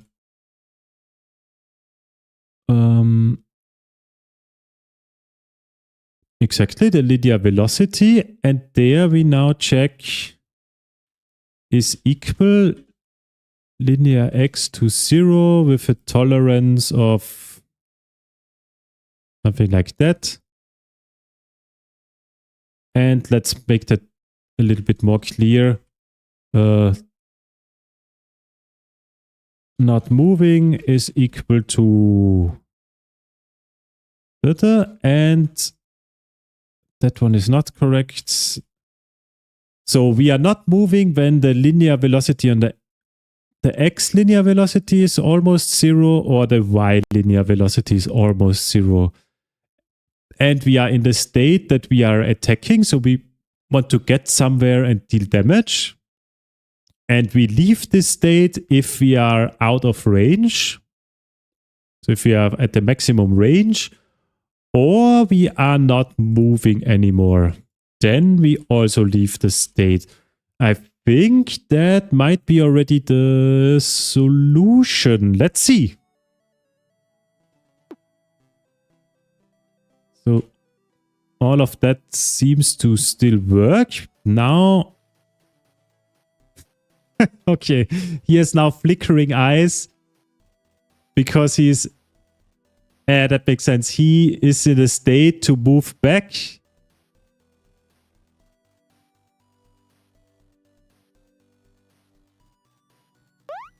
But at least, yeah, first of all, we have a solution. That's the good part. The bad part is sometimes we get stuck inside enemies. That's not so good. Not sure how to easily solve that. But the good part is, so now he's not stuck in this state anymore. So when we go away, he just returns to his idle state. And in that state, he can then move again. The same thing here. We had the problem that when he went to the right, he was then stuck to this cliff. So we solved the problem. We solved the problem that the rocket is stuck to a platform, but we did not solve.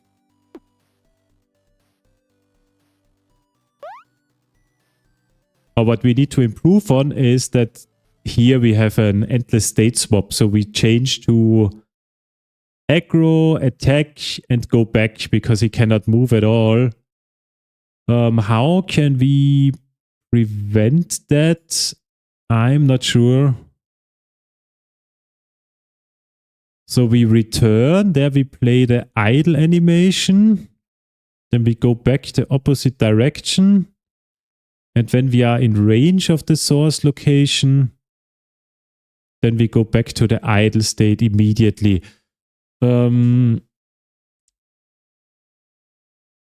Yeah, so I think that's a very, very special case that when the rocket cannot move at all in one direction, like in our case, he cannot move down, and we are below him, then we have this weird situation.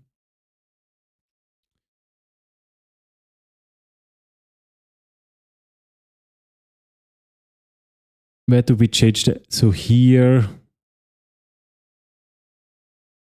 Yeah, I'm not sure if we can easily solve that animation looping problem. Let me think that through once more.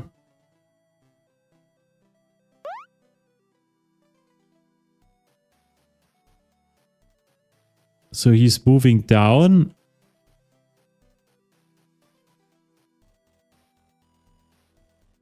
By the way, he's not going back perfectly to his initial position with the tolerance that we have. But now he tries to attack.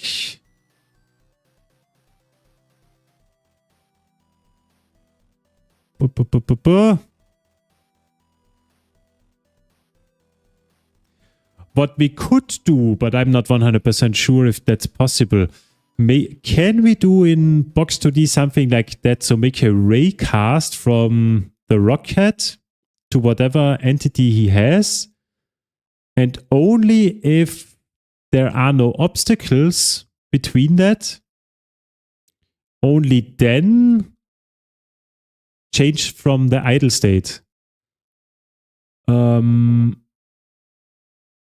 I think that should work, right? We can do the same thing again. So we can do the query function of Box2D and simply make a query from here to here with a line and check if there are any static bodies in between.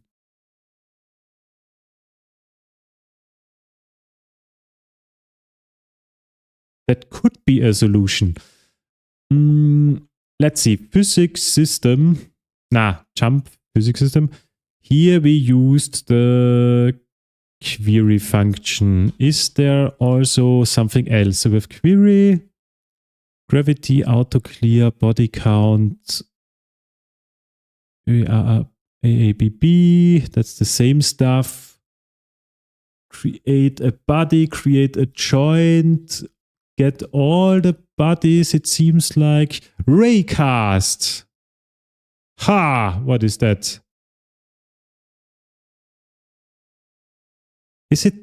Is that what I want?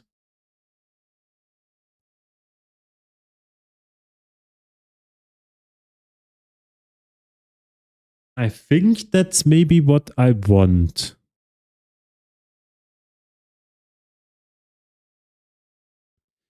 Yeah, raycast. So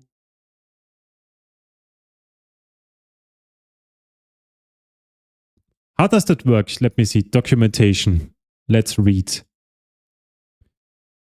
Raycast the world for all fixtures in the path of the ray. The raycast ignores shapes that contain the starting point.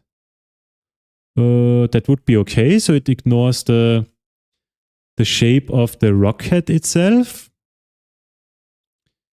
And then we are getting a callback. And what is the raycast callback? Called for each fixture found in the query. You control how the raycast proceeds by returning a float. Return -1. Ignore this fixture and continue. Return 0. Why is it here a float and before it was a boolean? Terminate the raycast. Return a fraction. What? Again. A user implementation callback cast. Yeah. This callback gets assigned here, but it's not used here. It's a little bit weird. I don't know if this debugging here is correct, but I found that a little bit weird. So here I can, let me just try something. So here I have a vector 2, then I have another vector 2, and then I have a callback with a fixture. Or what? KTX raycast. I get the fixture, the point, the normal, the fraction. Callback lambda for raycast. This lambda is called for each fixture. There is no guarantee on the order of the callback is called. Yeah, I don't care. The lambda accepts these parameters. The fixture hit by the ray, the point of initial intersection, the normal vector at the point of intersection. We don't need this information. The fraction of the distance from start to end that the intersection point is at. We also don't need that. The lambda returns the new length of the ray as a fraction of the distance between the start and end. Common values are -1. Ignore this fixture and continue. I still don't understand what that means. 0, terminate the raycast. A fraction, clip the length of the ray to this point. 1, don't clip the ray and continue. Okay, but what's the difference between -1, ignore this fixture and continue? Don't clip the ray and continue. I don't get that. What's the difference between -1 and 1? Does this raycast return anything? No, it does not return anything. Where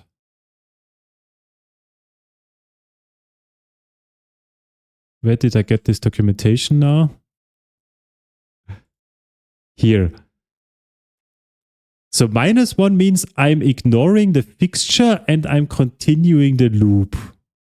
Yeah, okay. And 1 means don't clip the ray and continue. So in my opinion, -1 and 1 is exactly the same. What is the difference? Does anyone understand that? What's the difference between -1 and 1? But anyway, we would need to do a raycast. And basically, when one of the fixtures is related to a dynamic body, then we know on the path we cannot reach it. So the path between the rocket and the player. That is what we want to check. And if there is a static body in between, then we can terminate the raycast and we will not change to a different state. We remain in the idle state. That would be my current idea for the solution. So we don't need -1, we don't need a fraction, and we also don't need 1. But just out of interest, I would like to understand what is the difference between -1 and 1. Reflect or go through? I have no idea. I would understand if somehow I get like a list of fixtures back, and then -1 means ignore this fixture and don't add it to the result list, and +1 means, okay, add it to the list and go on with the next fixture. But since it does not return anything, we are just relying on this callback. I personally have no idea what is the difference between -1 and 1. So for me, this documentation here could be better. Anyway, we now will use that and we will go to our AI entity. And there we might want to do something with our physics thingy. So we can do something like, maybe is path blocked? And then we get the path blocked from, we have the AI entity.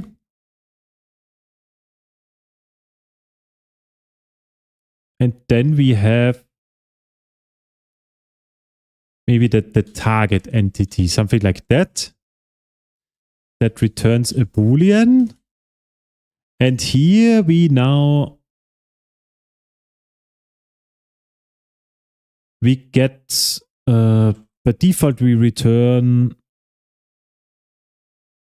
here is path blocked true, for example. And now we want to do the following. So entity, we get the physics component. And from that one, we get the body. And from that one, we get the world. Just a question, can we directly pass the physics world to an AI entity? Where are we creating an AI entity? Just one time, which is here, which is in our configure state thingy. Then I would say we pass here the physics world. That makes it a little bit easier.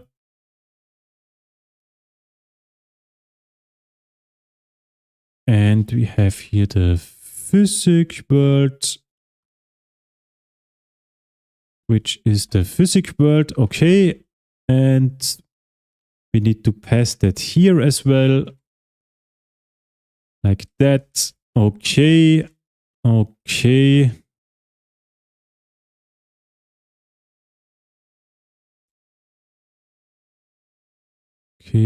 Okay. Yes. So now here we have the physics world available, and now we can do what we said before. We want to do a raycast from start to end and then do something. And what do we need? We just need the fixture. We are not interested in the point, normal or fraction. We don't need all of that. The start point would be, I would say, from the entity, the graphic, and there we have a center. What was that? That was the sprite x plus width. That's yeah, okay. Let's use that one. So that is the start location. What does that return? A vector 2. Okay. And we have the end, which is from the target entity, the graphic, and also here the center. And here we need to return a fraction, it said.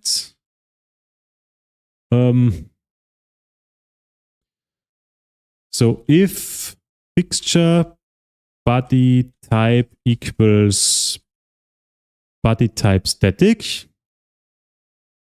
then path to target is blocked by how do we call that? Ground wall. So we want to return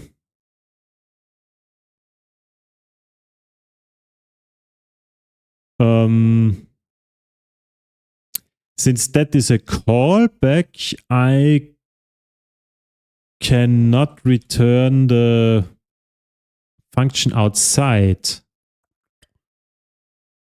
Yeah, so I would need something like blocked, which is per default true. I want to return that, but I think, can I set it in here? I can. So blocked would be false, and it's the other way around. And when we find a static body, then blocked is true, and we want to stop the raycast with a value of 0. And otherwise, we want this other thing. I already forgot the correct value. 0, terminate the raycast. 1, don't clip the ray and continue. -1, ignore this fixture and continue. So I would say here we return -1. Ignore fixture and continue. -1. Stop raycast is 0. They could have made that easier, but since it's, I think, a C or C++ library, they like to have it like that with numbers and bit masks and logical ands and ors to have the maximum performance, and basically no one understands what the fuck you're doing. But yeah, I think that's good. Is raycast your own function? No, that's built into Box2D as well. And in that case, it's the LibGDX extension, I guess. Yes, KTX Box2D. Because the original functions, they have the callback as a first argument and then something at the end, which is a little bit bad, I would say, in Kotlin. So that's why it seems like he created this raycast Kotlin extensions where the callback is the last argument, that you can write it like that. Okay, theoretically that is everything that we need. So currently we would have a platform. On that platform we have our player. On that platform, we also have the rocket. And now what we are doing is basically a raycast from the center of the rocket to the center of the player. And if there is a static body fixture in between, then we say it's blocked and he will not change his state. And if there is no static body in between, so he can move theoretically to that location, then he should change the state. That should be the solution to our problem. And now we just need to call this function in our state when the rocket is idle, I would say, right? Or in the aggro state. I think maybe aggro state. No, there he's already changing the animation. So it's here. What do we have here? So in the idle state, entity aggro target. Is this? That returns something. Okay, and if there is an aggro target, then we set it here and we change it. And here we make now this additional thingy. So if entity is path blocked to the aggro target, then return.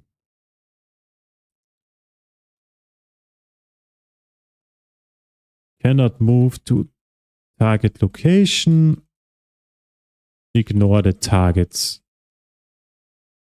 So that should be, it is path blocked. A little bit long, maybe a better name.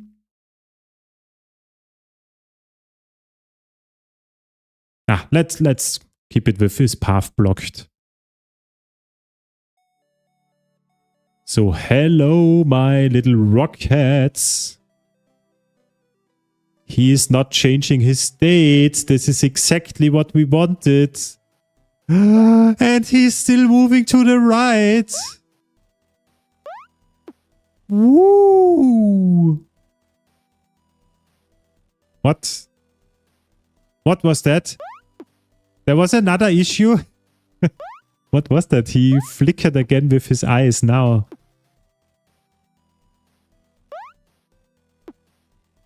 Hey, how can I reproduce that? What is that thing?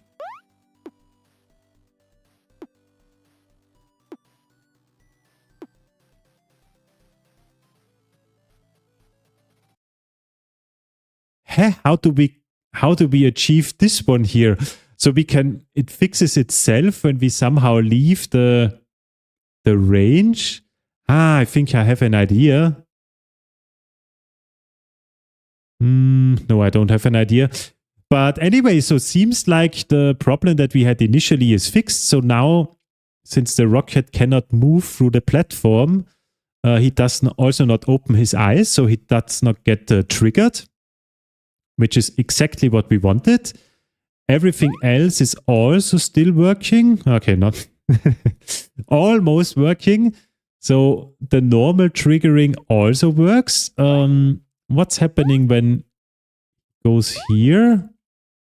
Yeah, there we had this check. When he stopped moving, then he also will return. So if he cannot reach the target location, which might be here, then he simply goes back a little bit earlier, which is good enough. But we have one weird behavior with that guy here. So when I'm on top of him, now he goes super crazy mode. And when does he go into this super crazy mode? What could that be? So obviously, the path is not blocked because I'm on top of the rocket. Let's think that through. Then we will go to the aggro state. Entity in range. I think so. Then it should be the attack state. Move rocket towards target entity location.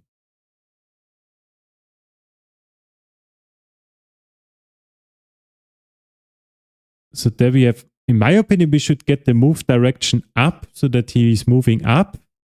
But maybe that one is wrong. And then he should simply move. I guess the angle calculation here is wrong. Raycast continue like this. Sorry. Did you post the link? Because I cannot see the links. So there are constants for the numbers. That would be cool. Raycast dot terminate. Is that 0? Yes. And raycast dot ignore. That is -1. Yes. Cool stuff. Thank you for that. That's way easier to read. Is there a better documentation? And okay, that's interesting. Indicates to ignore the hit fixture. Indicate to terminate the raycast. Indicate to not clip the ray and continue. Okay, so still no better documentation. I don't know the difference between -1 and 1. But yeah, that's better working with the constants.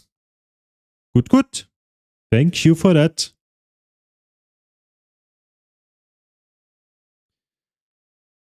So coming back, I think that our angle calculation might be not correct. Where is it? This one here. So let me print line here, entity move dot direction.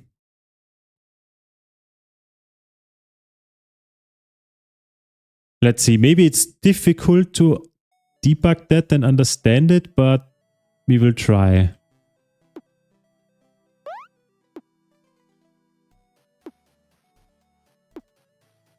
No, so the direction is actually up, which is correct, but he simply does not move up. I also cannot jump. Why did he suddenly move?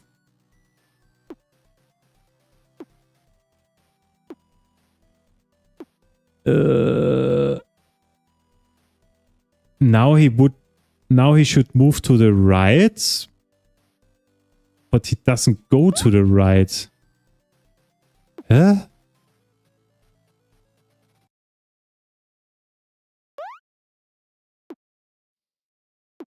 That confuses me. So obviously the direction is correct, but he does not move. I have one thing in mind. No, the density.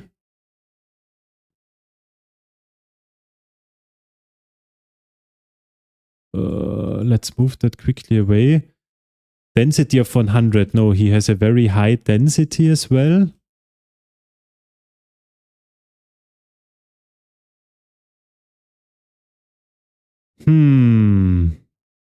Why is he not moving upwards in that special condition? So the problem that we currently have is the following. So we jump on top of the rocket, then he's moving up. That's correct. But when he is down, he cannot move up anymore. We can also not jump off his head because we check for grounded stuff only with static bodies, which we should maybe also extend.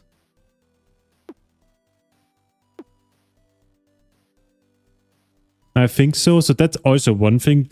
That's an easier thing to fix. Let's fix that first. So let's see. Query fixture.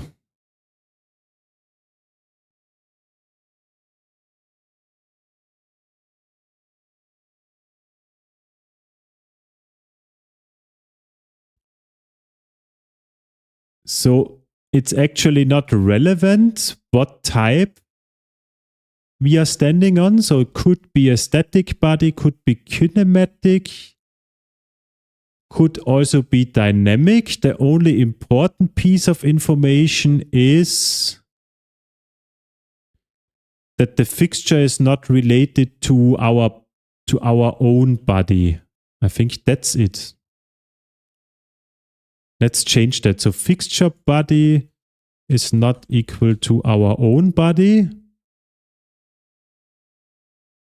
With something. Jump. Let's see. Now we should be able to jump off his head again.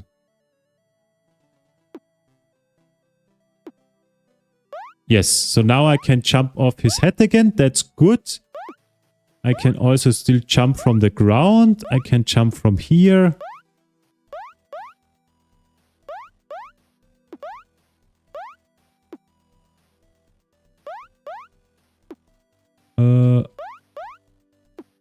We now have this... Not sure. Okay, it's a little bit better now, so we can jump off again from his head. So this is something that I wanted. What I don't still understand is why can he not move in that specific situation here. So here he's going like crazy. Okay, now he fixed himself.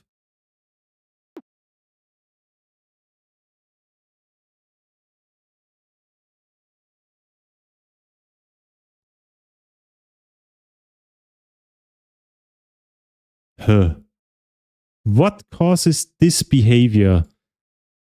So we saw before something. We saw that he's always going into the attack state. Because we saw here an endless print line of the direction before when we debugged it. Which means that...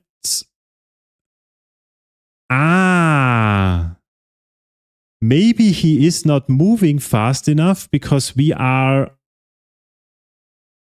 on top of his head. So maybe the tolerance here should be smaller.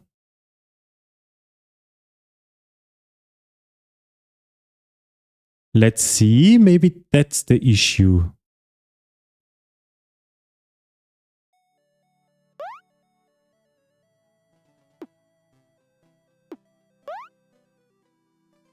Na.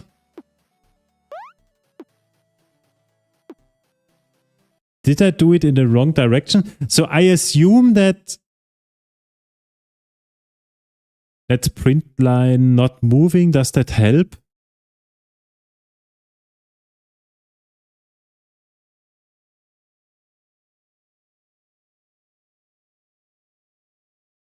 Not sure.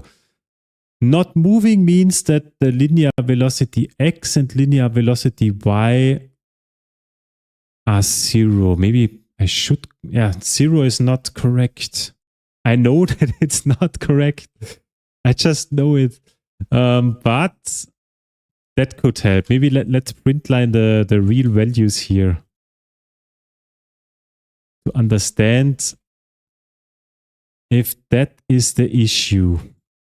I do think so that this is the issue, but let's see. Let's move it here. Okay, then let's go here and make him stuck again.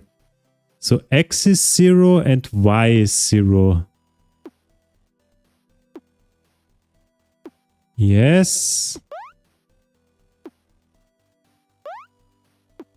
There were some... Here it's... I think here he wants to start moving with 0, 0, 3. Yeah. And since we have a tolerance of 0, 1, we stop his movement immediately.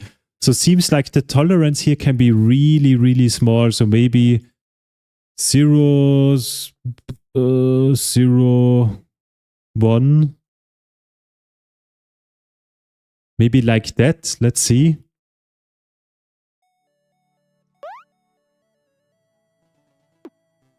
That looks good. That looks now way better. Yes, that looks good.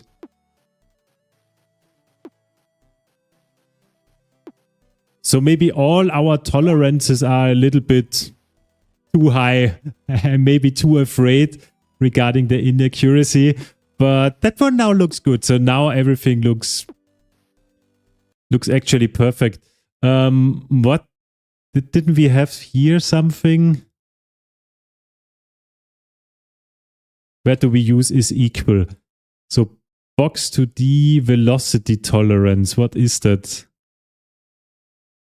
And why do we have it here at the top? I always look first in companion objects, so let's move it down there. Velocity tolerance is 0.05. What was that actually?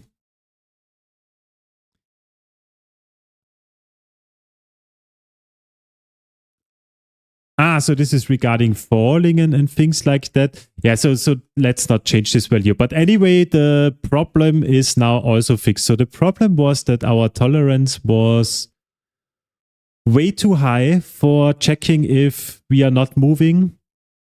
There we really just need very small values, it seems. That is good enough. Then one more thing. So here I have in range...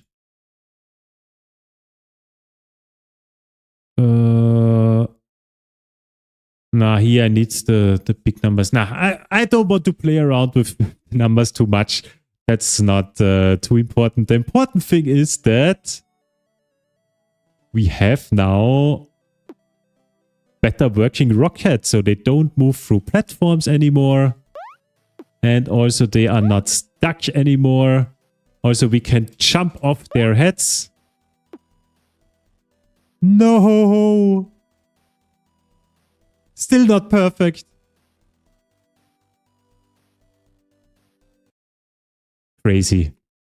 Is it maybe really 0?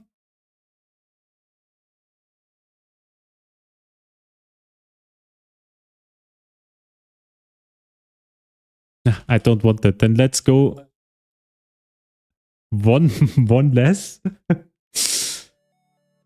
And also, let's be honest, we are not working on a AAA title here.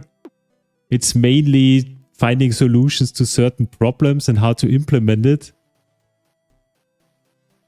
No. He does not move anymore now to the...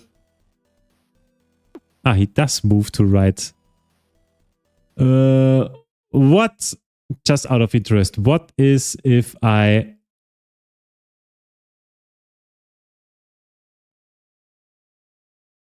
don't have a tolerance at all, if I say it needs to be exact?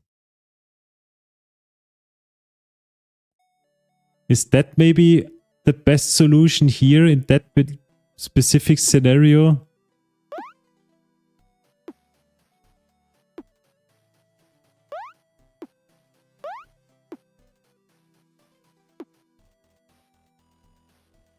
So it definitely seems to work somehow. Maybe it's the best solution in that specific... Schau, now he's stuck again.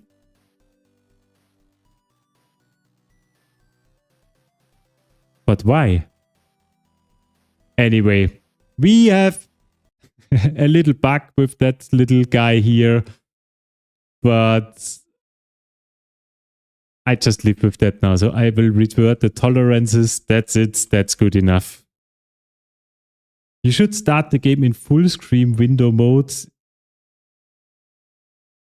You have already wasted 4 hours clicking maximize. Yeah, I know, but I'm pretty sure when I start maximizing it all the time, then I want to make it small to see some debug messages. So for now, I keep it like that. Anyway, we solved something in addition. Let's commit this change here now. So here we have now this raycast. I never used that before. That's a first timer for me. That was quite cool. Then we optimized here a couple of things a little bit. Then we had the jump system where we can now jump off from rockets again. Yes. Then here we changed that now to a dynamic body and added the gravity scale information. Yeah. Physics system that we also had to factor in the gravity scale to fix some movement related problems. Okay. Then what else did we had here? We are passing now the physics world to the AI entity. And here we are setting the gravity scale. That's it. So what did we do? We stop rocket enemy from moving through walls. Kinematic dynamic body.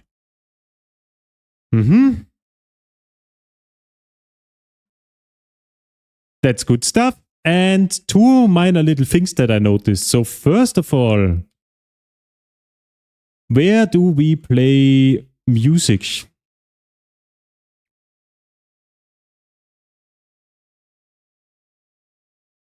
Nowhere?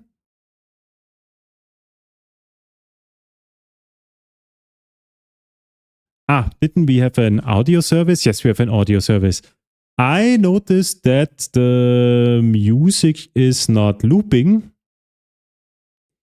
So what we can do is, I think music.loop is looping equals to true. That's the first thing. Because I noticed that the music stops at some point.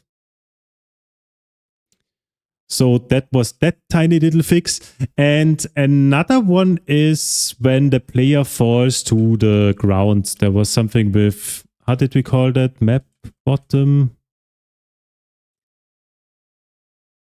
Where we had this event.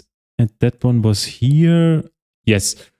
So last time we implemented it like this, that we take, let me show you that we take 1 damage when we fall down.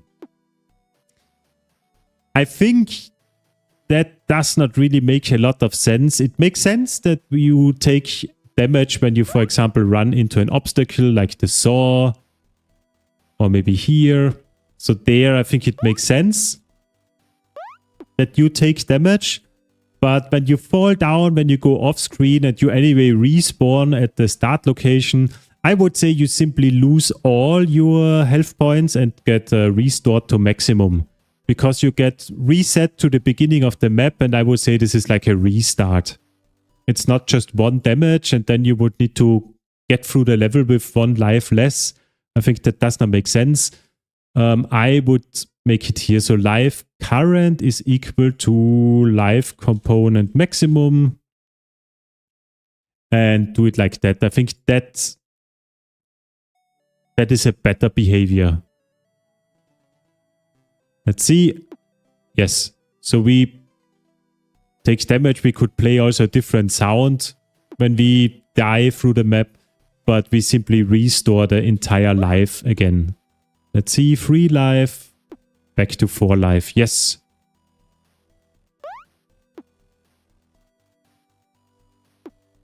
Why is that actually working? Why is that's a good one. Why is the user interface updated? Because we fire this damage event still. Yeah, okay. Fire damage event to update UI. Good. That's it. I would say loop music. That was one change. And the other thing was restore life to maximum when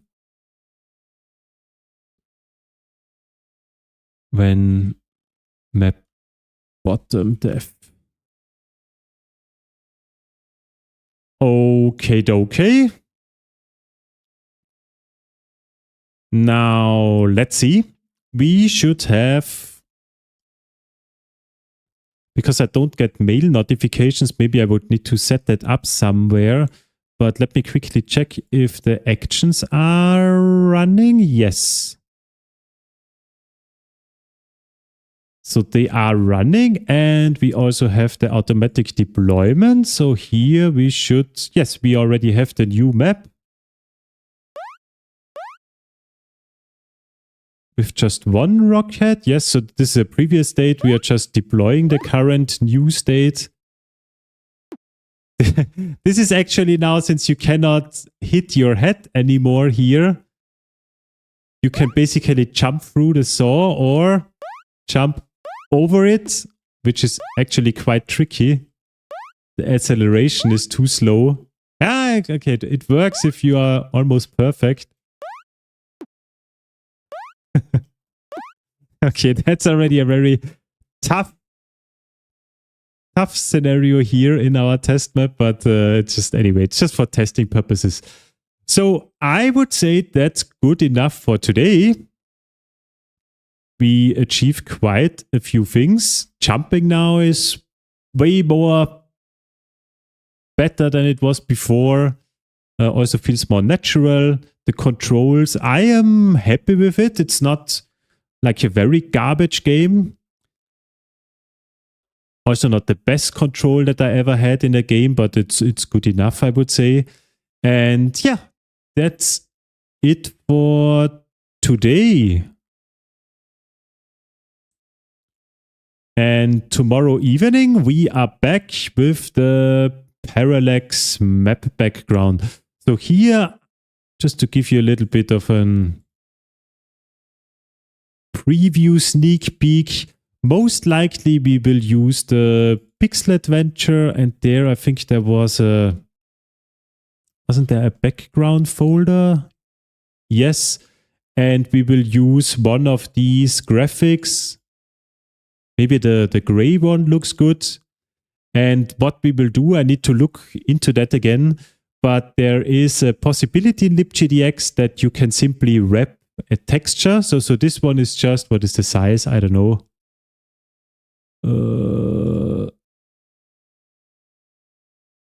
Do I see that somewhere?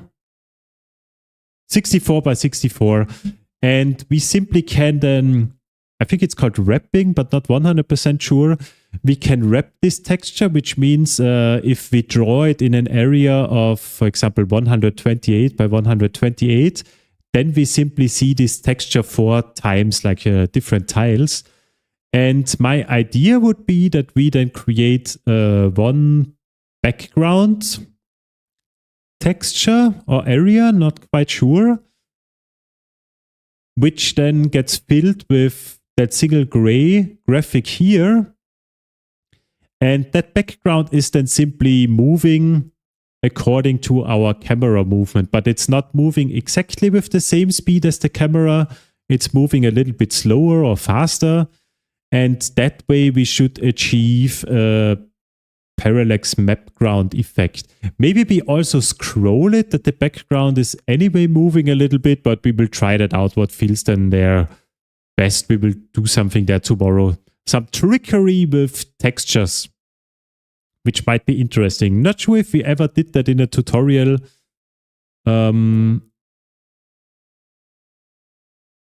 I can show you something. I think one of my other games, isn't that also playable in the browser?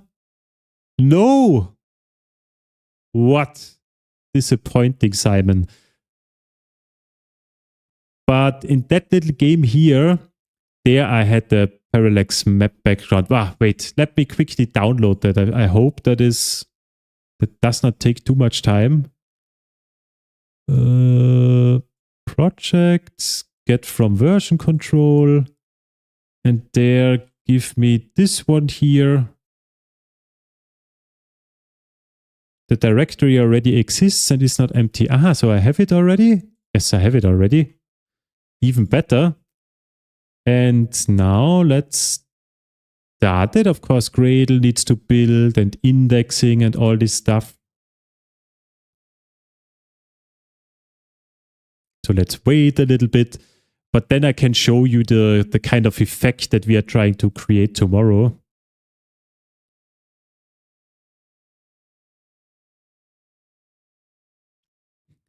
Quilly Crawler. Not sure, I don't... In Quilly Crawler? I think I don't have that. I cannot remember all my games.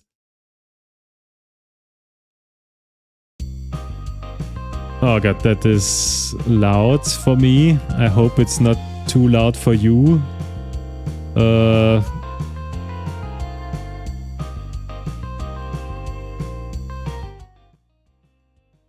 Okay. So here you already see it in the menu that there is some scrolling background. And the way I solved that in that little game, that the background is 1, 2, 3, 4. I think it's 4 different textures. It's this grass texture that we see at the front. Then the forest with the brighter colors at the front. The forest with the darker colors in the background. And then the background at the end. And basically it's those 4 textures. And they get scrolled. So they just move to the left, it seems like. And with different speeds. So this one is moving to the left with, I don't know, a speed of 1. This one with a speed of 0.5 and so on. And with that tiny little trick, you get, in my opinion, a nice effect with the background. So there is some deep to it. Some depth. I think that looks quite nice. Yeah, I made this game impossible, by the way. So it was just a try-around project for... Wait, I need to focus later on. It was the first project that I developed with the Flex Entity Component system. I wanted to have something simple where I can try out the component system if everything is working. And basically you have your dinosaur and that one can change into... it's Dinoleon because the combination of dinosaur and chameleon. And the dinosaur can switch the colors into red, green, blue, and orange with the keys Q, W, E, and R. So red, green, blue, orange. And then there are these walls coming from the right. And when you have the correct color, you don't take damage. So if I'm red, then if I'm blue, I'm blue. And when I'm when I don't have the correct color, then I take damage. And now let me concentrate.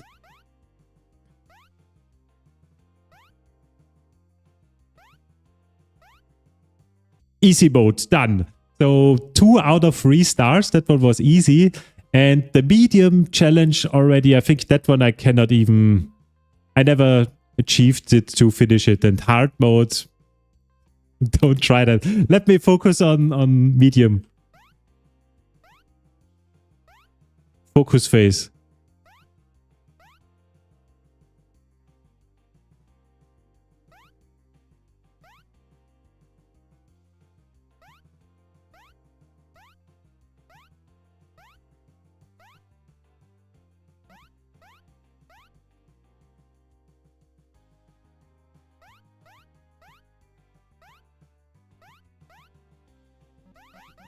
What kind of bullshit is that at the end?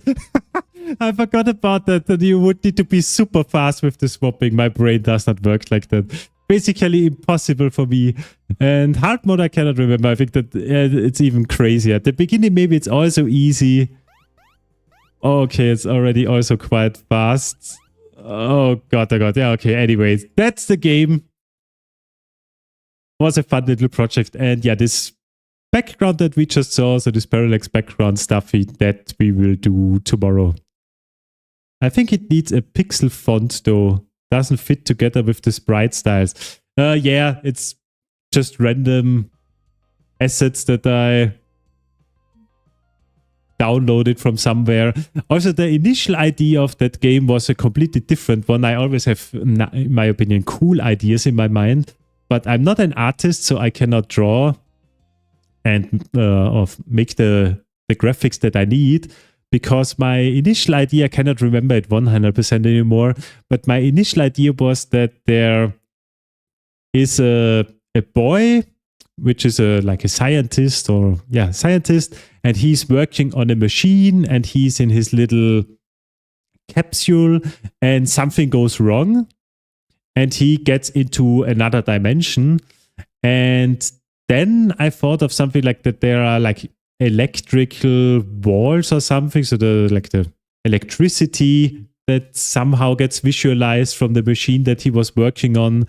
And there at the end you see like the real world where he wants to get back to, and he gets slowly sucked into another dimension. And then there is always the green, blue, whatever impulse coming, and he needs to press something on his device to get to the correct dimension or sphere or whatever.